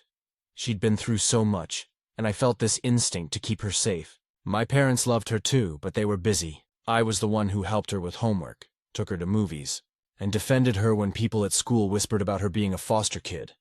Then, one day, things got messy. It started when my parents decided to foster another child, a little boy named Dylan, who was 9. He was sweet but high energy, constantly bouncing around and needing attention. My parents asked Harper and me to help out when we could. She did, but I noticed she was pulling away from me. She seemed more tired, more distant. I asked her about it one night, and she said, "Your mom keeps telling me to spend time with other people. She thinks I rely on you too much." That hit me hard. I didn't think I was doing anything wrong. I thought I was helping, but apparently, the caseworker had said something similar. That Harper needed to form connections with the whole family, not just me. It turned into this weird tension at home. My parents started making comments like, "Let Harper have some space," or, "You don't have to be glued to each other." But it wasn't like that. We just got along. She trusted me, and I didn't want her to feel alone again. Then came the night everything blew up. It was a weekend, and Harper and I were in the basement watching a movie. My mom came down halfway through and told me to help her with something upstairs. I said I'd come in a bit, and she gave me this look. Later, when Harper went to bed, my parents sat me down. My mom said, "We need to talk about boundaries." She told me the social worker mentioned that Harper seems overly dependent on me, and that it might make transitioning to other placements harder. My dad said they noticed Harper barely interacted with them unless I was around. My mom used the phrase, "You're kind of hogging her," and I remember just sitting there, stunned. I said, "I'm not hogging her. She's my friend," Mom said. "She's supposed to be part of this family, not just your person." That conversation stuck in my head for days. Harper could tell something was off when I told her what they'd said. She got really quiet. Then she said, "I don't want to make trouble for you." I told her she wasn't. But after that, she started pulling back more. She ate dinner upstairs sometimes, spent more time in her room, and stopped coming to watch movies. A month later, the caseworker told us Harper might be moved to a long-term family placement. She was supposed to stay until she turned 18, but her new family wanted to adopt her. My parents were supportive, saying it was a good opportunity. I tried to be happy for her, but I felt gutted. The day she left, she hugged me and said, You're the only person who ever made me feel like I mattered." I barely got out a goodbye. After she left, the house felt wrong. Too quiet. Dylan was still there, but it wasn't the same. My parents thought I was just being dramatic, but I missed her. We texted sometimes, but her new family didn't want her to keep ties to old placements. Eventually, the messages stopped. I don't know where she is now. I hope she's okay. I still have one of her photos framed in my room. It's a picture she took of the lake near our house. Sometimes I think about what my parents said. About hogging her. Maybe they were right. Maybe I did hold on too tightly, but I can't regret being there for someone who'd been let down so many times before. She didn't need space. She needed someone to stay. And if that made me too attached, then so be it. Long update. It's been about 3 years since I last saw Harper, and I never expected to write about her again. But last week, out of nowhere, she found me. I was leaving work when I got a text from an unknown number. It said, "Hey, is this Ben?" "It's Harper, I swear." My chest actually tightened. I hadn't seen her name in so long that I thought maybe it was a prank. I texted back, "Yeah, it's me. Is this really you?" She replied with a photo of that same old camera I'd given her years ago. I had to sit down. She told me she'd turned 20 and was living in Portland now. She said she'd aged out of the foster system, but stayed close to her adoptive family for a while before moving out. She was working part-time at a coffee shop and taking photography classes. I asked if she was happy. She said, "I'm getting there." We talked for almost 2 hours that night. She said she'd thought about me a lot, that I'd been the only person who ever felt real. That kind of broke me, but also healed something at the same time. I didn't realize how much I'd missed hearing from her until I had her back, even just through a screen. A week later she called. She sounded different, older, calmer, but her laugh was the same. She told me she'd been nervous to reach out because her old social worker had discouraged her from contacting previous placements. Apparently, they worry it can confuse family attachments, but Harper said she didn't care. "You were my family," she said. I won't lie, I teared up. Then she told me something that hit even harder.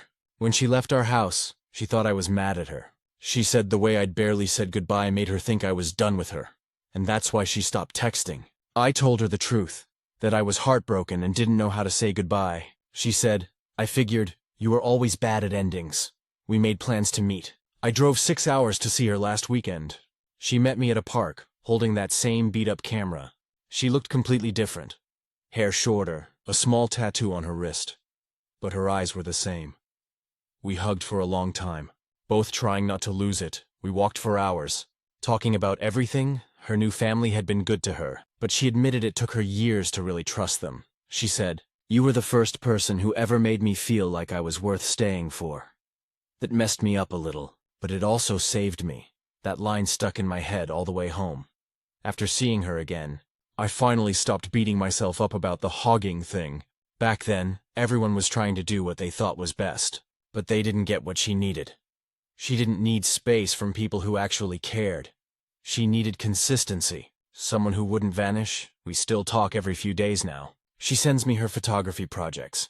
I tell her about my new job and how weird it feels to be an adult.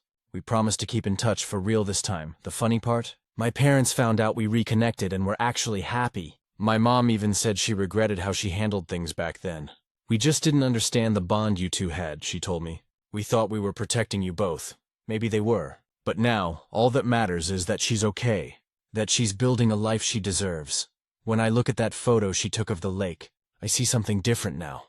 Back then, it reminded me of losing her. Now it reminds me of getting her back. Final update. It's been almost a year since Harper and I reconnected, and I can honestly say my life feels different. Lighter somehow. The kind of peace you only get when something that's been unresolved for years finally settles. After that first visit, we stayed in regular contact.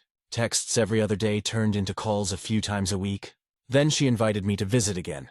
This time not as a reunion, but just to hang out like siblings do. I stayed in Portland for a long weekend. She showed me her studio apartment, tiny but full of personality. The walls were covered in her photos, street portraits, nature shots, little slices of everyday life. She's got a real gift. She told me she's applying for an art scholarship and that one of her professors suggested she host her own small exhibit at a local cafe. She laughed when she said it, like she couldn't believe anyone would want to see her work. I told her I'd drive up again for it no matter what. When I left Portland that time, I didn't feel that old ache I used to have when she left. It felt more like saying goodbye to a sister you know you'll see again soon.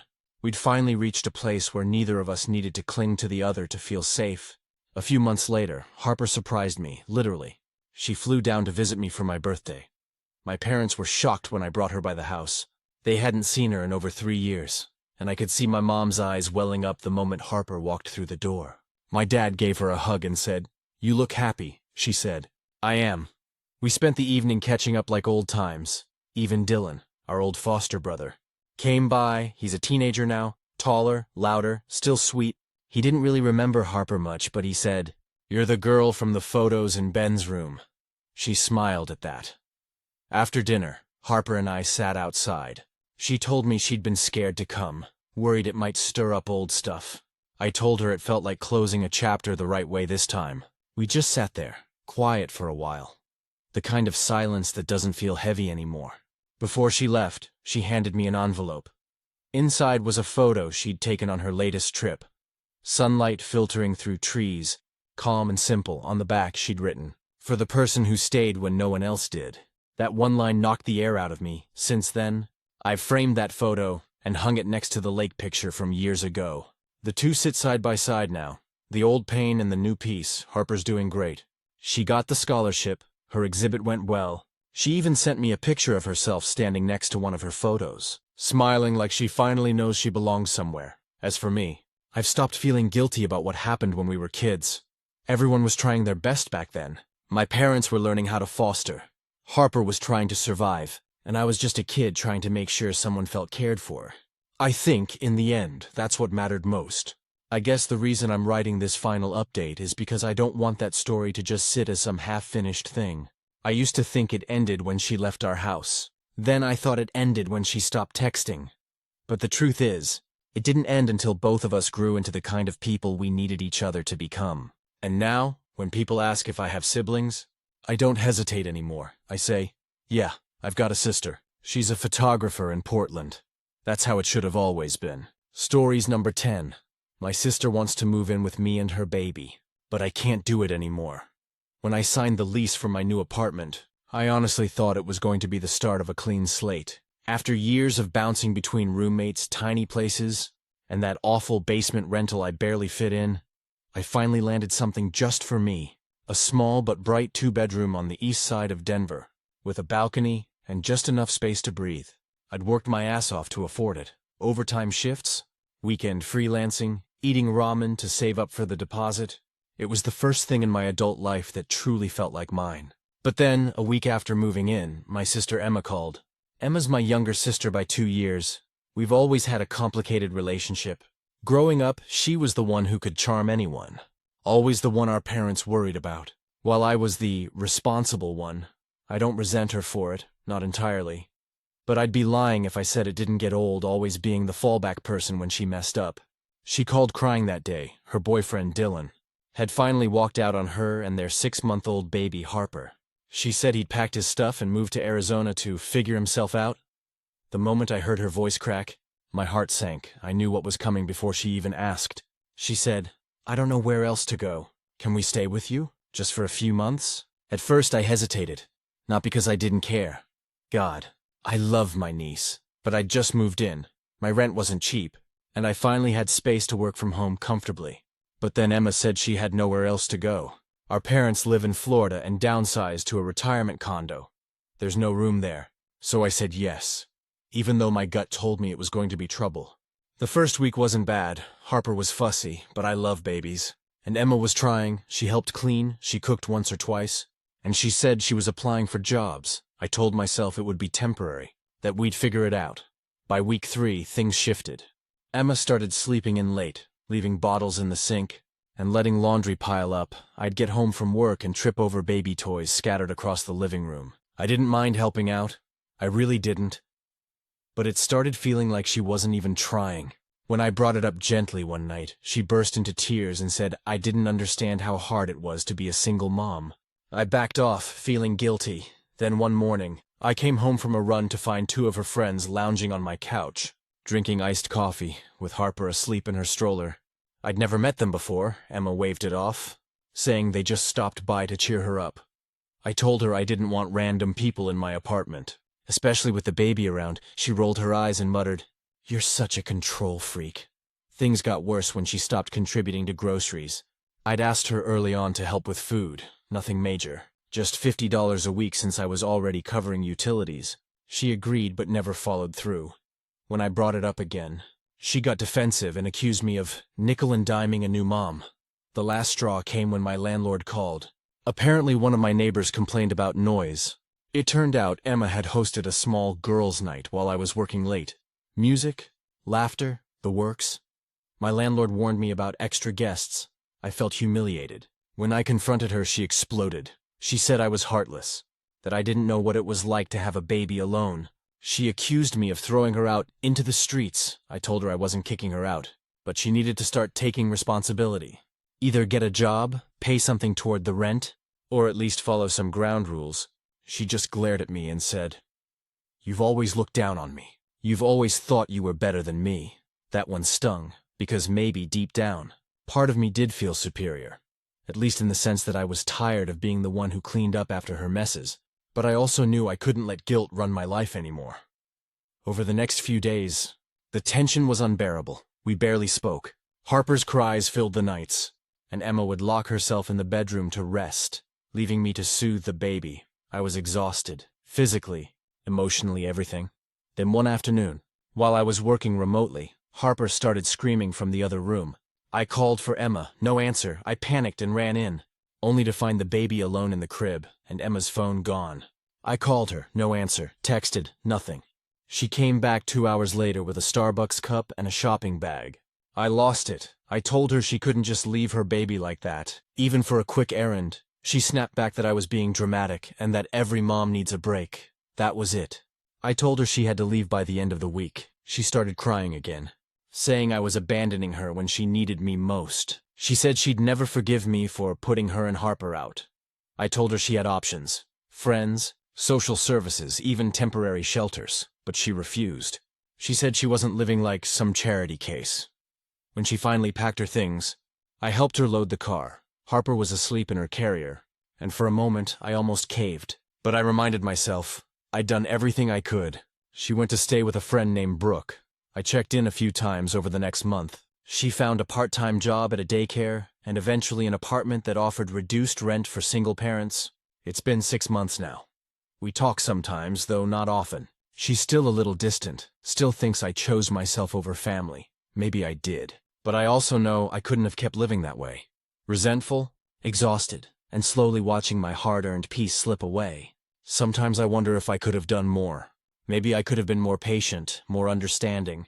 But I also know that enabling her wouldn't have helped either of us. Last week, Emma sent me a photo of Harper in a tiny pumpkin costume. I smiled when I saw it. Maybe she's figuring it out after all. But I'll admit, when I look around my quiet apartment now, I finally feel at peace again. I love my sister and my niece, but I also love my boundaries. And for the first time in a long time, I'm not ashamed of that update. It's been about 6 months since Emma moved out of my apartment, and honestly, life has been surprisingly smooth. I finally have the kind of peace I'd been craving for years. I've settled into a routine with Harper, seeing her only during scheduled visits, and it's given me the mental space to actually enjoy my apartment and work from home without constant chaos. But just because things are calmer doesn't mean there haven't been challenges. The first few months after she left were tense. Emma would call occasionally, but every conversation seemed to circle back to guilt or resentment. "I just feel like you abandoned us," she'd say, voice cracking. I tried to explain that I wasn't abandoning her, that I was just setting boundaries. But she never seemed to get it. Most times I just let her vent because honestly, I felt guilty that our relationship had gotten so strained. One evening, though, she called crying, saying she had been evicted from the apartment she'd moved into because she couldn't keep up with rent on her part-time job. My first instinct was to panic. She had Harper, and I worried about her being on the street. But I also knew I couldn't just let her move back in. I told her, firmly but gently, that I couldn't take her in, but I could help her figure out other options. She was furious. "You're just like Dad," she screamed. "Always putting rules before family. You don't care about me or Harper at all." I wanted to shout back, but I stayed calm. "I care more than you know. That's why I can't let you move back in. It would be temporary for you, but it would take away stability from Harper and me. You need a place where you can learn to manage this on your own." After that conversation, she didn't speak to me for a week. Then she called, softer this time, asking if I could help her look for apartments in her budget and maybe help with moving costs. I agreed, but I made it very clear that I wasn't housing her. I became a resource, not a fallback. It was tough, because I could see how exhausted she was, working long hours, caring for a baby, handling a move alone. But I also saw that the moment I offered a safety net, she risked falling into old habits of relying entirely on me. So I drew very clear boundaries. We finally found a small one-bedroom in a quiet part of town that worked with her budget. With a landlord who was okay with a young single parent, I helped her move in over a weekend. She was incredibly grateful, hugging me tightly at the end. I told her it wasn't about punishment. It was about both of us surviving and thriving. Since then, our relationship has slowly stabilized. She's taking better care of Harper, holding down her job, and I can see her learning to handle responsibility in a way she couldn't before. Our visits are scheduled, structured, and more pleasant. I can interact with Harper without tension, because Emma now understands that my home isn't a crisis hotel. Sometimes I catch myself feeling guilty, wondering if I was too harsh. But then I remind myself, if I hadn't said no, if I hadn't kept my boundaries, we'd still be stuck in a cycle of resentment and exhaustion. Setting limits doesn't make me a bad sister. It makes me someone who can actually be present and supportive in a sustainable way. The biggest change, though, is in Emma. She seems proud of what she's accomplishing, even small things. She texts me updates about Harper learning to crawl, about finishing work early, about cooking meals without relying on me, and for the first time when she says, "Thanks for helping me," I believe she really means it, not expecting me to do everything for her. Life isn't perfect. Emma still struggles. Harper still cries at 3 a.m., and sometimes I feel like the universe just piles challenges on single parents. But I can now support them without feeling like I'm drowning, and that makes all the difference. I've learned a lot from this experience. Loving someone doesn't mean sacrificing your own stability. It doesn't mean letting them take over your life. And sometimes, the kindest thing you can do is refuse to enable someone until they're ready to stand on their own 2 feet. I still love my sister and my niece fiercely, but I also love my peace. And for the first time in a long time, I feel like we can have both. Final update. It's been almost 3 years since Emma moved into her own apartment. Looking back, it's incredible how much has changed. Not just in her life, but in mine. When she first asked to move in with me, I felt torn between compassion and self-preservation. I had no idea that setting boundaries then would ultimately lead to the healthiest version of our relationship. Emma has grown in ways I didn't expect. She's now working full-time as an early childhood educator, a job she genuinely enjoys. It's steady, reliable, and gives her the confidence she lacked in the early months after Dylan left. Harper, now 3, is thriving. Chatty, mischievous, and curious about everything. Every time I see her, I feel that overwhelming mix of pride and love. We've developed a rhythm that works. Our visits are scheduled so Emma can maintain her independence while Harper still gets to spend time with me. I cook breakfast for them on Saturday mornings. We play games in the park, and occasionally, I help with babysitting when Emma has deadlines or shifts that run long. Unlike the chaotic early days, these visits feel like a real choice rather than a sense of obligation. Emma has matured too. She apologizes when she's late, contributes to shared costs when I watch Harper, and actually listens when I set limits. One night, I remember she said, "I get it now. I couldn't rely on you forever. I had to figure it out for Harper. And me." Hearing her say that made all the tension from the past years fade away. We even talk openly about mistakes without arguments. A couple of months ago, Harper spilled juice on my rug while we were playing, and Emma didn't panic or blame me. She calmly cleaned up and laughed. That small moment felt like a victory after years of constant drama and guilt trips. I've also grown from this experience. I've learned that compassion isn't about sacrificing yourself. It's about knowing your limits and helping someone within those limits. I've stopped feeling guilty for saying no, and I've realized that enforcing boundaries can actually deepen trust and respect in relationships. Emma and I don't have a perfect relationship, but it's real, grounded and mutual. She knows she can count on me when she truly needs support, but she also knows I won't tolerate chaos or entitlement. I can see her becoming the kind of mother who teaches Harper responsibility, empathy, and resilience. And I feel proud, not just for her, but for the role I played in helping her reach that point without losing myself. The other day, Emma and Harper came over for a casual dinner.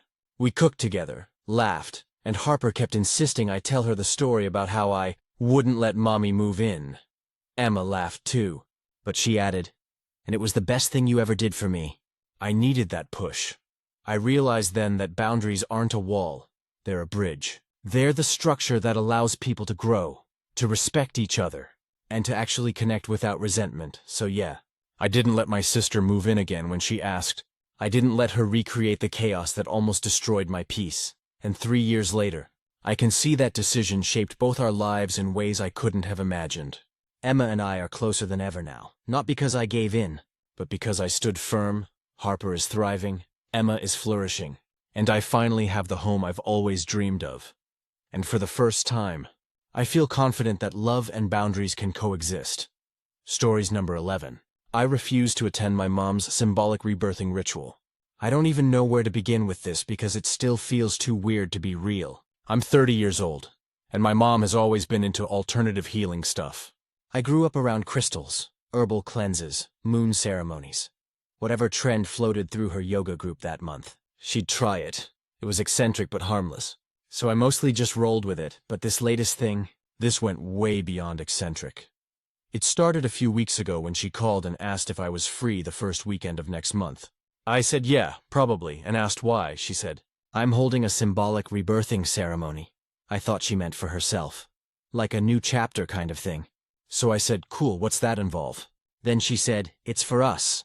You're the one being reborn." I laughed because I thought she was joking, but she wasn't. She went on to explain that she'd been working with a holistic therapist who specializes in inner child reconnection. Apparently, the idea was that I would re-enter the world by symbolically passing through her birth canal, represented by a nylon tunnel. She said she'd be sitting at the end, holding her arms out, waiting to receive me as her child once more. I swear I thought it was a prank. I said, "Mom, you can't be serious," she told me, in that calm voice she uses when she's deep in her spiritual stuff. "It's about healing the maternal bond. It's not sexual. It's symbolic." I just sat there on the phone, trying to process the fact that my 60-year-old mother wanted me, a grown man, to crawl through a nylon tunnel between her legs in front of her friends while she pretended to give birth to me. I told her no, immediately, flat out no. She didn't take it well, she said. "You always resist emotional intimacy. This is why you're still closed off."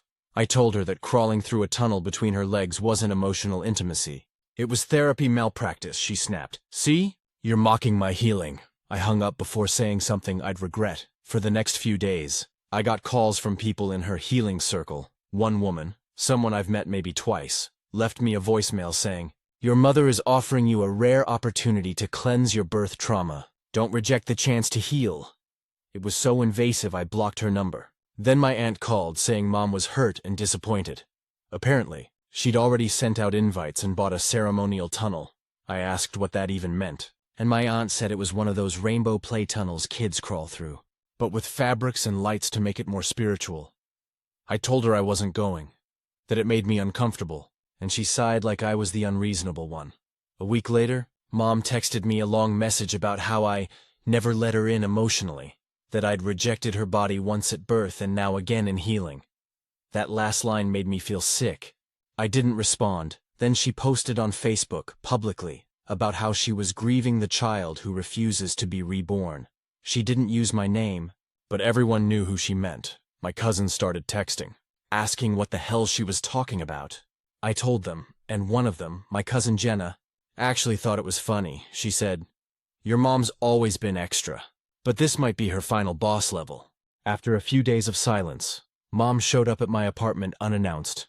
She brought muffins and incense and said she wanted to talk energy to energy. I let her in because I didn't want to fight in the hallway. She sat cross-legged on my rug and started talking about womb space energy and how she'd been reading about mother-child rebirth ceremonies in indigenous traditions. I told her I respected cultural rituals, but that what she was doing was not that. She said, "This is my way of repairing the distance between us." That's when I finally lost it a little. I said, "Mom, we can go to dinner.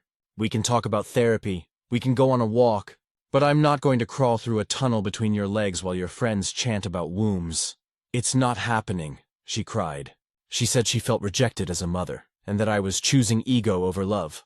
I told her I was choosing sanity. She left soon after, barely saying goodbye. Later that night, she sent a text. The rebirth will go on, with or without you. I will spiritually deliver you regardless. That's when I realized there was no winning this. She wasn't hearing me. The weekend of the ceremony, I turned off my phone and went hiking with a friend. I didn't check social media until the next day. When I did, I saw that my mom had posted photos from the event. It looked like a mix between a meditation circle and a toddler's birthday party. There were candles, crystals, fabric tunnels, and one photo of her sitting with her hands on her chest. Captioned, "I delivered him into healing today. He'll feel it when he's ready." I don't know whether to laugh or cry. Since then, she's been quiet. My aunt says she's processing. I'm just trying to keep my distance while also making sure she's okay. I love my mom, but I can't play therapist to her spiritual chaos anymore. Sometimes I wonder if refusing to go makes me a bad son. But then I imagine myself, a grown man, crawling through a nylon tunnel into my mom's lap while her friends hum. And I know I made the right call. I want to have a relationship with her, just not one that involves a rebirth. It's been about 6 months since that rebirth incident, and honestly, I'm still trying to navigate the fallout. The initial shock has faded, but the tension is persistent. Mom still brings it up occasionally. In these quiet moments that feel almost manipulative, she'll say something like, "I just wish you could experience what I went through," or "I thought you wanted to heal our bond." Every time, I have to remind myself not to get sucked in. I've started setting firm boundaries. When she texts about crystals, energy, or healing circles, I don't respond immediately, or at all if it feels too much. When she calls to talk energy to energy, I say, "I can talk, but I'm not doing a ceremony." That phrase has become my mantra. It's worked. Mostly, she sulks, pouts, and sometimes sends a follow-up message guilt-tripping me. But eventually, she backs off. One of the hardest parts is dealing with family reactions. My aunt and a couple of cousins still side with her, saying I should participate for the sake of the family or just humor her. It drives me nuts. I've tried explaining that it's not about disrespect. It's about personal boundaries and emotional safety. But most of them can't see it. They're stuck in this mindset that refusing her makes me a bad son. Harshest of all was my dad, who called recently. He said, "You know your mom means well, right? Maybe you could meet her halfway." I told him bluntly that crawling through a nylon tunnel into my mother's lap is not a compromise, and he didn't argue further. I think he realized that some lines aren't negotiable. Mom herself has been quieter, in a weird way. I think she's realized that my refusal is permanent. She no longer mentions the ceremony in public posts, though she still posts vaguely spiritual content on Facebook. A few weeks ago, she called just to talk normally about my work and what I've been up to. That conversation felt almost normal for the first time in months, which is a relief. It makes me hope there's a path forward, one that doesn't involve me pretending to be part of her rituals. I've also noticed that I feel a lot lighter. Before, just the thought of her rebirth ceremony made me anxious and angry. Now, even though the memory is ridiculous, it doesn't trigger the same stress. I think distancing myself from the expectation of participating has actually strengthened my relationship with her. Paradoxically, she can still be my mom, just without the weird, invasive rituals. I've started journaling about all of this too. Writing out the events, how I felt, and how I respond now has helped me process things more clearly. I realized I don't have to compromise my boundaries to maintain love. Loving someone doesn't mean letting them cross lines that make you uncomfortable, or, in this case, outright humiliated. Recently, Mom asked me to join her for a regular meditation session at a local studio. I agreed, without any tunnels or symbolic rebirths, and it was fine. We laughed about some of the sillier things she's tried in the past, including the nylon tunnel incident. No guilt, no tension, just two people sharing a normal experience. That might sound small, but it felt like progress. I'm learning that sometimes maintaining relationships with family isn't about agreeing to everything or going along with all their beliefs. It's about protecting your emotional space, while still showing love in ways that work for both parties. And for me, that's enough. It's been about a year since the nylon tunnel incident, and I finally feel like I can breathe around my mom again. Not in the dramatic, everything is perfect now way. More like the tension that had been constantly hovering over our interactions has finally lifted. I've realized that refusing the ceremony wasn't just about protecting myself. It was about setting a boundary that allowed our relationship to survive in a healthy form. Since then, Mom has stopped bringing up the rebirth stuff directly. She still posts spiritual content online, but she no longer pressures me to participate or asks if I'm ready for a healing experience. That space has been a relief, and ironically, it's allowed us to connect more naturally. We've started going to coffee shops together, taking walks, and even cooking meals. There's no agenda, no weird rituals, just normal, human time together, and it feels good. The shift didn't happen overnight. There were awkward moments, like when she'd sigh heavily after I refused a suggestion about energy alignment exercises, or when she'd throw out a comment about missed healing opportunities. I've learned to respond calmly, acknowledging her feelings without agreeing to anything that makes me uncomfortable. Saying things like, "I hear you, but that's not something I can do," has become my default. It works. Slowly, she's starting to respect that. Family dynamics have also changed. Some of my cousins have stopped making passive-aggressive comments about me resisting my mom. And even my dad has eased off after seeing that the tunnel incident wasn't the end of our relationship. It was just a boundary that needed to be set. My aunt still thinks I'm too rigid, but she's learned to keep it to herself most of the time. What's surprising is how much this boundary setting has improved my own perspective. I feel more patient with Mom, more willing to engage without the dread of weird spiritual obligations looming over me. I've realized that love doesn't require sacrificing your comfort or dignity, and respecting myself has actually allowed me to respect her more.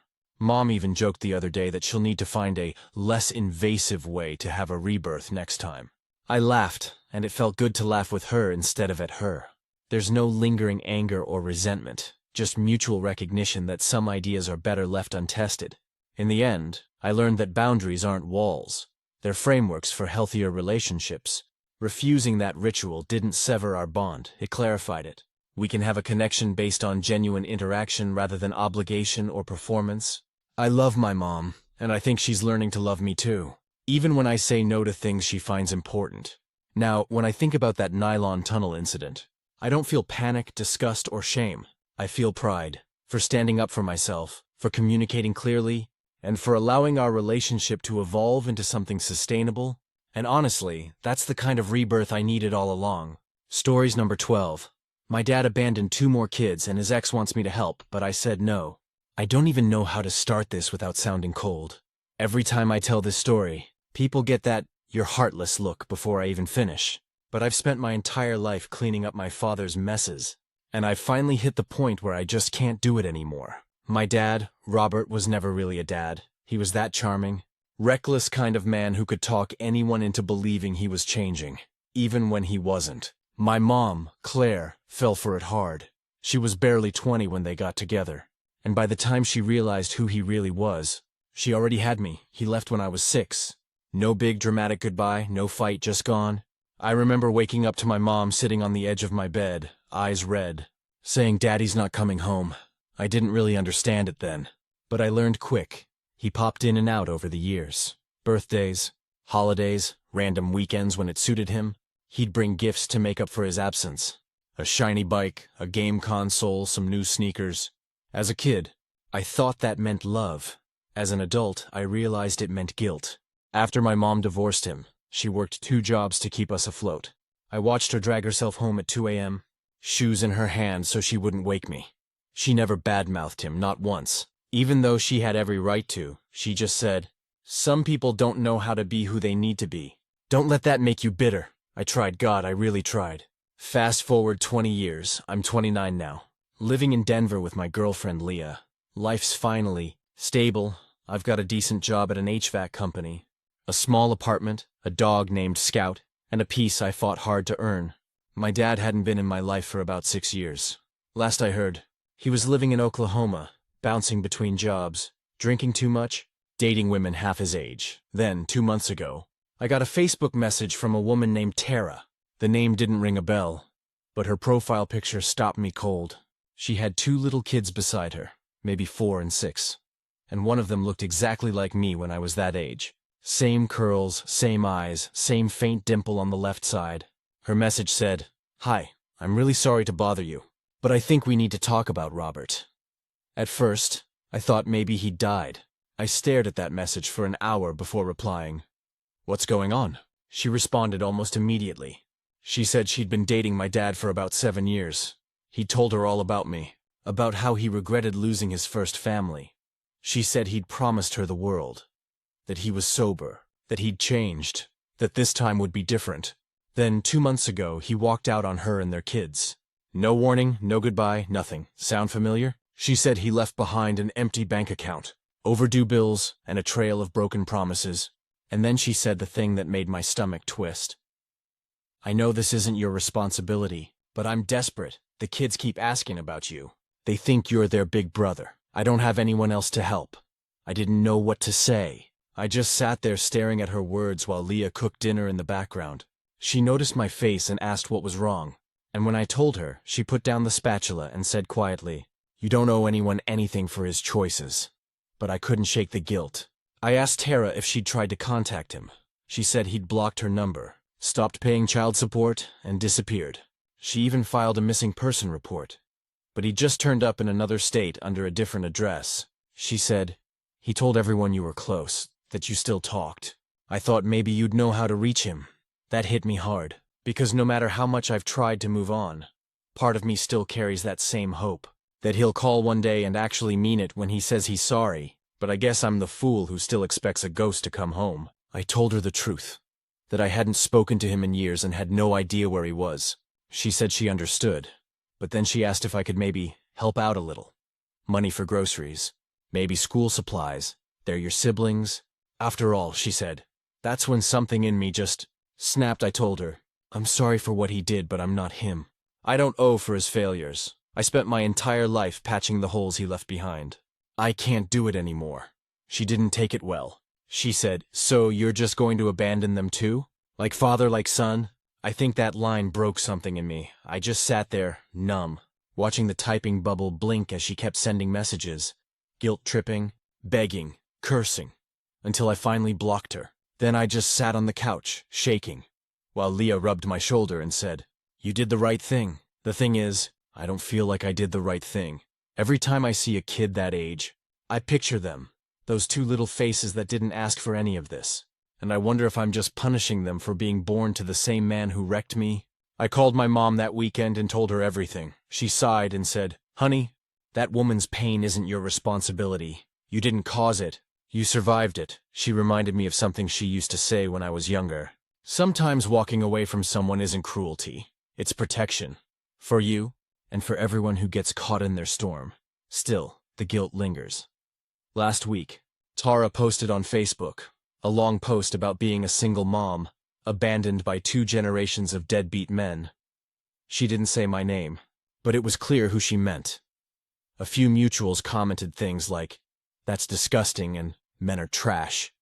And I'd be lying if I said it didn't sting. I wanted to defend myself, to post my side, to scream that I didn't choose this. But I didn't, because at the end of the day, I realized something. She's living in the same cycle I escaped from. A cycle of waiting, begging, blaming, and breaking, and maybe one day she'll crawl out of it, too. But it's not my job to drag her there. I haven't heard from her since. My dad's still MIA. Maybe he's in another state starting over again, feeding someone else the same lies about second chances and redemption. I don't even know if I'd recognize him anymore if I saw him on the street. What I do know is this. I can't keep setting myself on fire to warm up the people he left in the cold. Maybe that makes me cruel, maybe it makes me free. All I know is, for the first time in my life, I'm not waiting for his mess to land on my doorstep. And that's something. Update. It's been about 5 months since I first posted, and I wish I could say everything settled quietly after that. But life doesn't really give you clean endings when it comes to family, especially when the family member in question is someone like my dad. A man who can't stay gone, but never really shows up either. After I blocked Tara, I thought that was the end of it. I felt guilty for a while, sure, but I was starting to move on. Leah and I got engaged in early summer, and for a little while, I actually forgot about the whole thing. We were busy with work, saving for a house, living like normal people do when they don't have emotional wreckage knocking at their door. Then one night in June, I got a call from an unknown number. I don't usually answer those, but something told me to pick up. It was my dad. The second I heard his voice, my stomach dropped. He sounded rough, older, weaker, like time had finally caught up to him. He said, "Hey kiddo," like no time had passed. I didn't say anything at first. I just let him talk. He told me he'd been in and out of the hospital. Something about liver problems and a minor heart scare. He said he was living with a friend in Missouri, trying to get back on his feet. I could hear the same rhythm in his voice that I remembered from childhood. That easy, slippery tone that always made you think things were about to be different. Then came the part I knew was coming. "Listen, I need a favor." I actually laughed, out loud. It just came out. A sharp, bitter laugh I didn't even recognize. He got quiet for a second and said, "You think this is funny?" I told him, "No, I just knew that was coming." He tried to sound offended, like I was the problem. He said, "You don't even know what I was going to ask." But I did. He wanted money. He said his friend was kicking him out, that he was behind on hospital bills, that he was trying to get clean. He said Tara had poisoned everyone against him, and that I was the only person who ever really understood him. That line, "the only person who understands me," it hit me like déjà vu. It's the same thing he used to tell my mom when he'd blow through rent money or disappear for weeks. It's the same line he probably told Tara, too. I told him flat out, "You need to stop calling people for help you never gave. I'm not your safety net." He went quiet for a long time, then said, "You sound just like your mother." And honestly, that was the best compliment he's ever given me. I hung up after that. I didn't yell, didn't cry, just said, "Take care of yourself," and ended the call. The next day I told Leah about it. She hugged me and said she was proud of me for not falling into it again. But that night, I couldn't sleep. I kept hearing his voice. That broken, tired rasp that somehow still managed to sound manipulative. A week later, I got another message, this time from Tara. I guess my dad had given her my number again. She said she'd heard from him too, and that he'd asked her for money as well. She said he told her he was dying. She asked if I could confirm it. I didn't know what to say. I told her I didn't know if he was really sick or just saying that to get sympathy. She replied, "He sent me a hospital wristband and a picture of an IV. He looks bad." I didn't answer after that. I couldn't, because even if it was true, even if he was dying, I didn't trust him enough to believe it, and that realization crushed me more than I expected. A few weeks passed. I tried to forget again, but the guilt came creeping back. It always does. So, against my better judgment, I called the hospital he said he was at. They confirmed he had been admitted under his name, but had checked himself out 2 days earlier. So yeah, he was alive, and still running. I didn't tell Tara. I figured if he wanted to reach her, he would. Then, about a month ago, I got a letter, a handwritten letter. It was postmarked from Kansas City, addressed in that messy scrawl I recognized instantly. Inside was a folded piece of paper and a photo of him with those 2 kids. The letter started, "I'm sorry, son." He went on to say he'd messed up too many times to count, that he wished he'd been a better father, that he knew I hated him but wanted me to know he was proud of me. He said he'd been sober for almost 2 months, which, knowing him, could mean anything. He said he didn't expect forgiveness, just wanted me to know he loved me in his own way. At the bottom, he wrote, "Don't let my mistakes stop you from being there for your siblings. They don't deserve to grow up thinking they're unworthy like you did." That last line broke me, because even though I know it's manipulative, even though I know he's using guilt as a weapon, there's still a part of me that hurts for those kids. For them, he's still dad. For me, he's a stranger I used to love. I sat on that letter for days before telling Leah. She said it was up to me if I wanted to respond, but she'd stand by whatever I chose. I ended up mailing a short note back, not to my dad, but to Tara. I told her I got the letter. I told her I wasn't going to send money, but if the kids ever needed to talk someday, if they wanted to know the truth about who he was, I'd be there for that. Not as their caretaker, not as their financial backup, but as someone who understands the damage he leaves behind. She wrote back a week later. It was short, just, "Thank you. I get it now." Since then, silence again. No calls, no messages, no chaos, just quiet. Sometimes I wonder if that's what healing really sounds like. Not peace.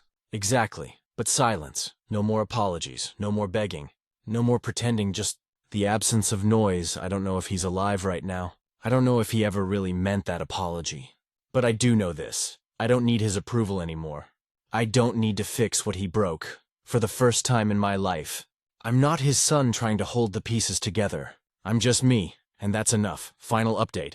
It's been almost a year since I last wrote about my dad, Tara, and those kids. I didn't plan to ever post again. I honestly thought that story was over. But life, as usual, has a way of finding you even when you've moved on. A few months after my last update, I got a voicemail from a number in Kansas City. I didn't recognize it, and I let it go to voicemail. When I listened, I froze. It was a woman's voice, soft, trembling, saying, "Hi, this is Linda. I'm calling about Robert. I think you're his son. I'm sorry to tell you this, but he passed away last week." I just sat there, staring at the wall, listening to the message over and over again like it would start to make sense. He was dead. I didn't even know what I was supposed to feel. I'd spent years imagining what it would be like. The man who'd been a ghost my whole life finally becoming one for real. But it wasn't satisfying. It wasn't even sad. It was just heavy, like the air had thickened and everything was quieter than it should be. Linda said he'd been living with her for about 4 months. They'd met at an AA group, and he'd been doing okay for a while. Then his liver gave out. She said she found my number written in his wallet. She told me there wouldn't be a big funeral, just a small service with his AA sponsor, and a few people from the shelter he'd stayed at. She asked if I wanted to be notified about his cremation, and I said yes. Then I thanked her for calling and hung up. Leah found me sitting at the kitchen table with my phone in my hand.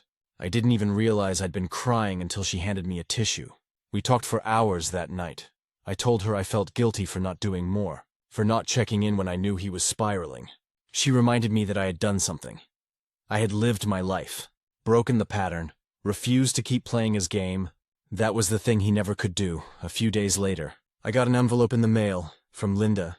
Inside was a small metal tag with my dad's name and birth date. She wrote that it was what the hospital had given her when they released his ashes. She said she thought I might want something to remember him by. I didn't know what to do with it.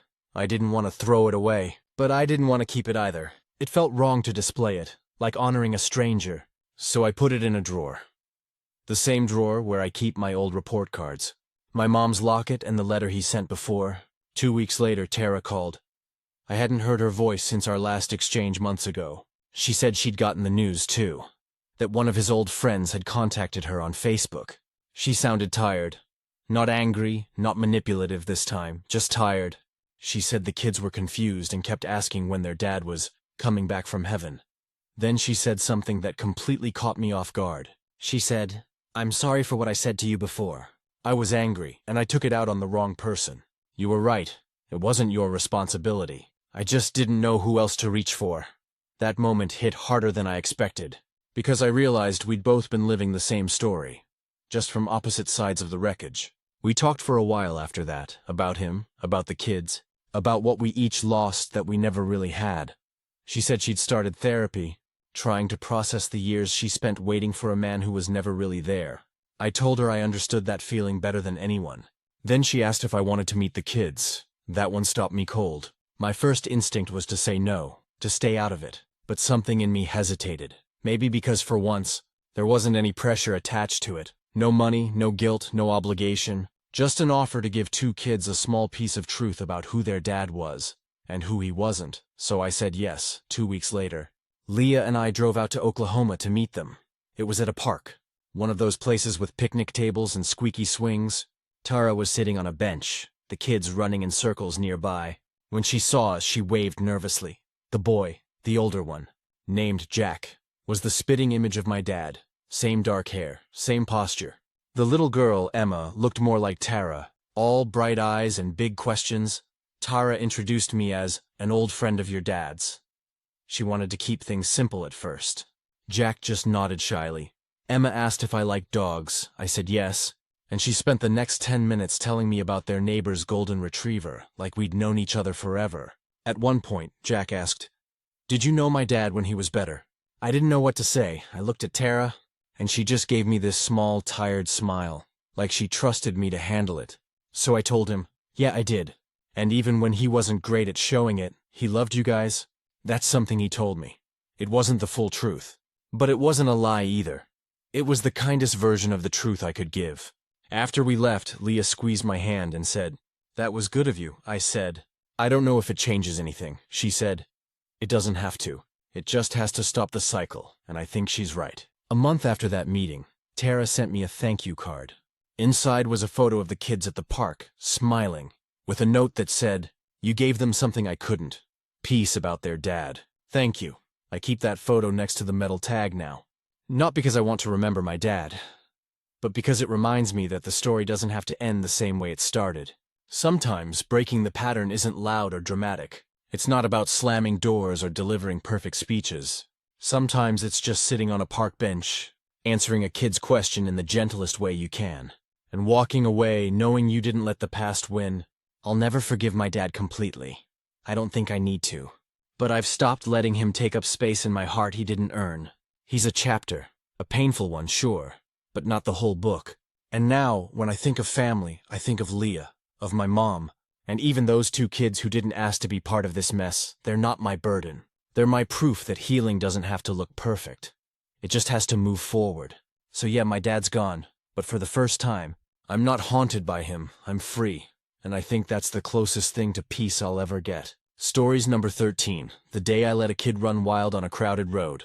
Before anyone grabs their pitchforks, let me just say this. I didn't let a kid run wild on purpose. I didn't even know the kid. But somehow, by the end of that day, I was being screamed at by 3 different strangers, called irresponsible. And apparently, what's wrong with society? All because of one out-of-control kid and a parent who thought the world revolved around them. I live in Austin, Texas. I'm 31, and I work as a delivery driver for a local catering company. The job's not glamorous, but it pays the bills and keeps me moving. That morning was hot. One of those late July days where even the air feels like it's judging you. I had a delivery downtown, right by a busy intersection where everyone's either honking, sweating, or pretending they don't see pedestrians. I parked in a loading zone with my hazard lights on, ran in to drop off the food, and came back out about 10 minutes later. That's when I noticed a little boy, maybe 6 or 7, darting between parked cars and running into the street. Now, I'm talking full sprint, arms flailing, no shoes, giggling like it was a game. Cars were braking, people were shouting, and my stomach immediately dropped because I thought I was about to watch a kid get hit. There was no adult in sight. I froze for a second, scanning the sidewalk, the crosswalk, the nearby cafe. Nothing, just chaos. Then I heard someone yell, "Caleb, get over here!" in that half-annoyed, half-panicked parent voice. I turned toward the sound and saw this woman, maybe late 20s, big sunglasses, holding a Starbucks cup like it was glued to her hand, casually scrolling her phone. And yeah, she was calling for him, but not moving, not walking toward him, not even raising her voice, just kind of irritated that her kid wasn't listening. Meanwhile, Caleb was halfway into the road, chasing a paper cup that the wind had blown. A car honked so loud my heart nearly jumped out of my chest. I didn't even think. I dropped my keys, ran forward, and grabbed the kid by the arm just as another car swerved to miss him. He screamed, "Let me go!" and started crying, not out of fear, but out of anger that I'd interrupted his game. His mom finally decided to move, stomping over like she was being inconvenienced. "What the hell are you doing touching my son?" she snapped. Now I'm standing there sweating, adrenaline through the roof, this kid still wailing, and I just said, "He was about to run into traffic." She rolled her eyes. "You don't grab other people's kids, he's fine." I had it under control. I looked around at the cars, the horns, the half-dozen strangers staring at us like it was a scene out of a bad sitcom. And I said, "Ma'am, he was in the road." She got defensive immediately. "Are you seriously judging my parenting right now? Maybe mind your own business." I wanted to say a lot of things. I wanted to point out that she hadn't even moved until I grabbed him. But I just shook my head and said, "Look, do whatever you want, but maybe keep him out of traffic next time." Then I started walking back to my van. That's when she lost it. "Unbelievable," she shouted. "You could have traumatized him. You people act like you're heroes when you don't know what's going on." I didn't even turn around. I got in my van and started the engine, trying to calm down. But apparently, one of the bystanders, some older guy in a baseball cap, decided he needed to weigh in too. He came over and said, "Hey man, you probably shouldn't have touched the kid." I blinked at him. What was I supposed to do, let him get hit? He shrugged. "Not your problem, dude." That line, "not your problem," stuck with me all day. Because here's the thing. I didn't do it for thanks or to be some kind of hero. I just saw a kid about to get hurt and reacted. But now I was being treated like I had done something wrong. When I got home that night, I told my girlfriend, Heather, what happened. She's a preschool teacher, so I thought she'd understand. But even she hesitated before saying, "I mean, technically you probably shouldn't touch other people's kids." That stung. "Even if they're running into the street?" I asked. She sighed. "I get it. And you did the right thing morally, but you know how people are. Parents get defensive." Defensive? The woman nearly let her kid die in the middle of traffic because she couldn't put down her latte for 10 seconds. Still, I started doubting myself. What if I had scared the kid? What if grabbing him by the arm left a mark or something? I checked the news, half expecting to see some viral post about a stranger grabbing a child downtown. But there was nothing. Just silence. Then a few days later, my company got a complaint email. Apparently, someone had written in describing a delivery driver in a blue catering van who assaulted a child near Congress Avenue. The description matched me perfectly. The woman claimed I aggressively handled her son, and that I should be disciplined for dangerous and inappropriate behavior. My boss called me into the office, and I swear my heart stopped. Thankfully, I had my dash cam footage still running that day. I'd never turned it off. I showed him the clip, the kid running into the road, me pulling him back, the mom yelling.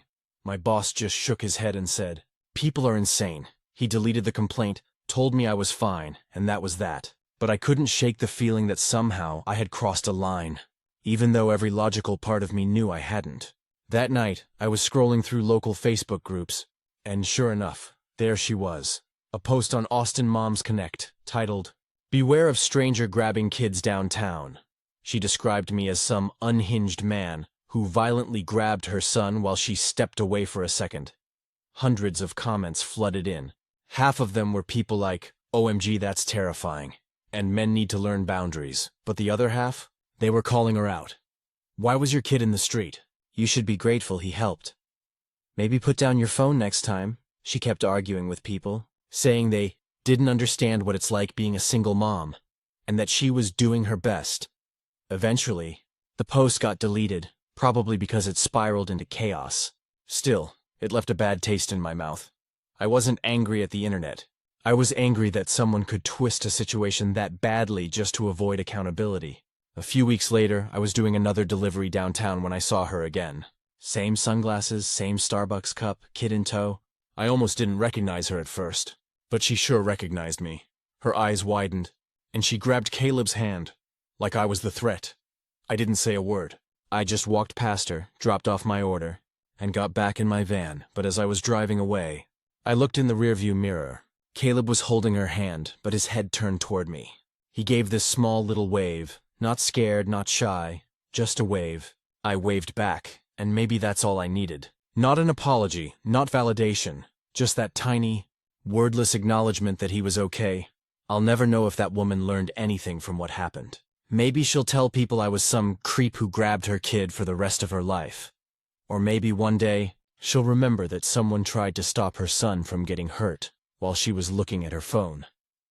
Either way, I don't regret it, because sometimes doing the right thing doesn't make you look good. It just keeps someone alive long enough for people to argue about it later. And honestly, I can live with that update. It's been about a month since that whole kid in the road incident. And honestly, I thought it was done. I'd moved on. I wasn't checking Facebook groups anymore. And I hadn't run into that woman again.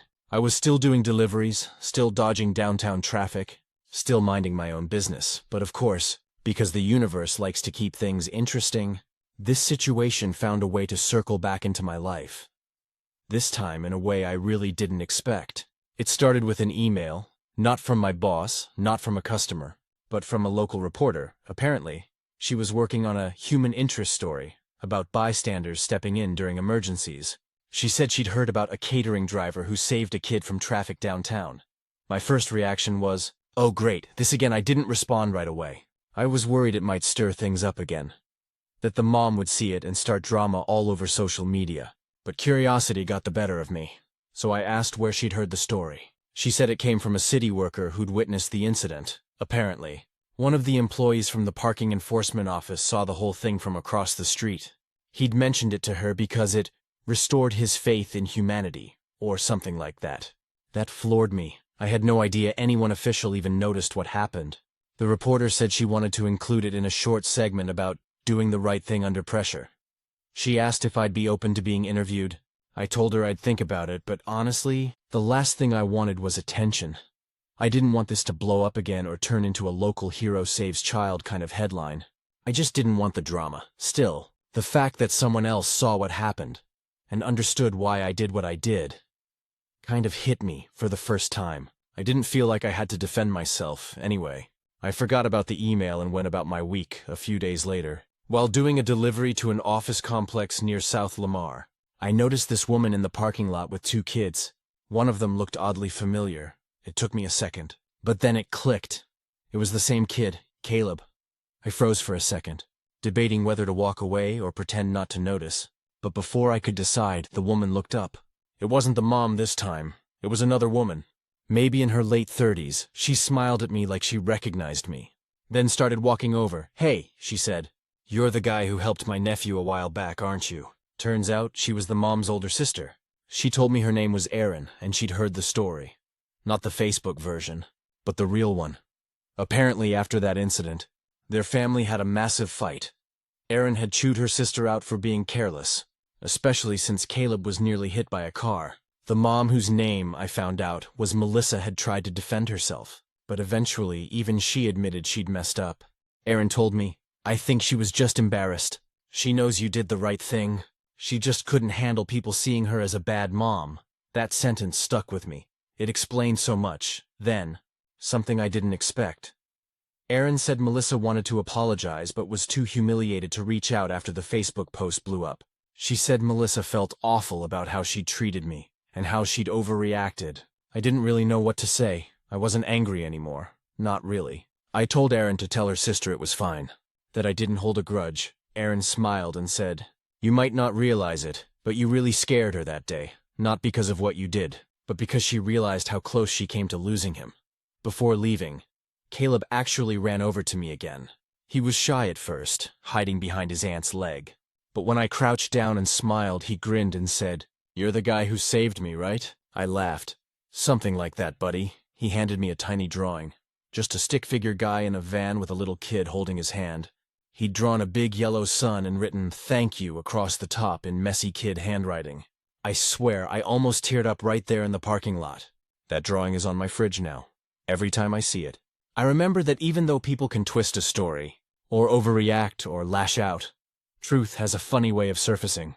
It might take time, but it gets there. Anyway, that would have been the end of it. Except for one more weird twist. About 2 weeks later, I got a text from my boss with a link. The local news station had aired that segment, the one about bystanders helping strangers. They didn't name me, but they described the situation almost exactly. A driver pulling a child out of traffic downtown. A witness confirming the story. At the end, the reporter said something that really stuck. Doing the right thing doesn't always make you popular, but sometimes it makes you the reason someone gets to grow up.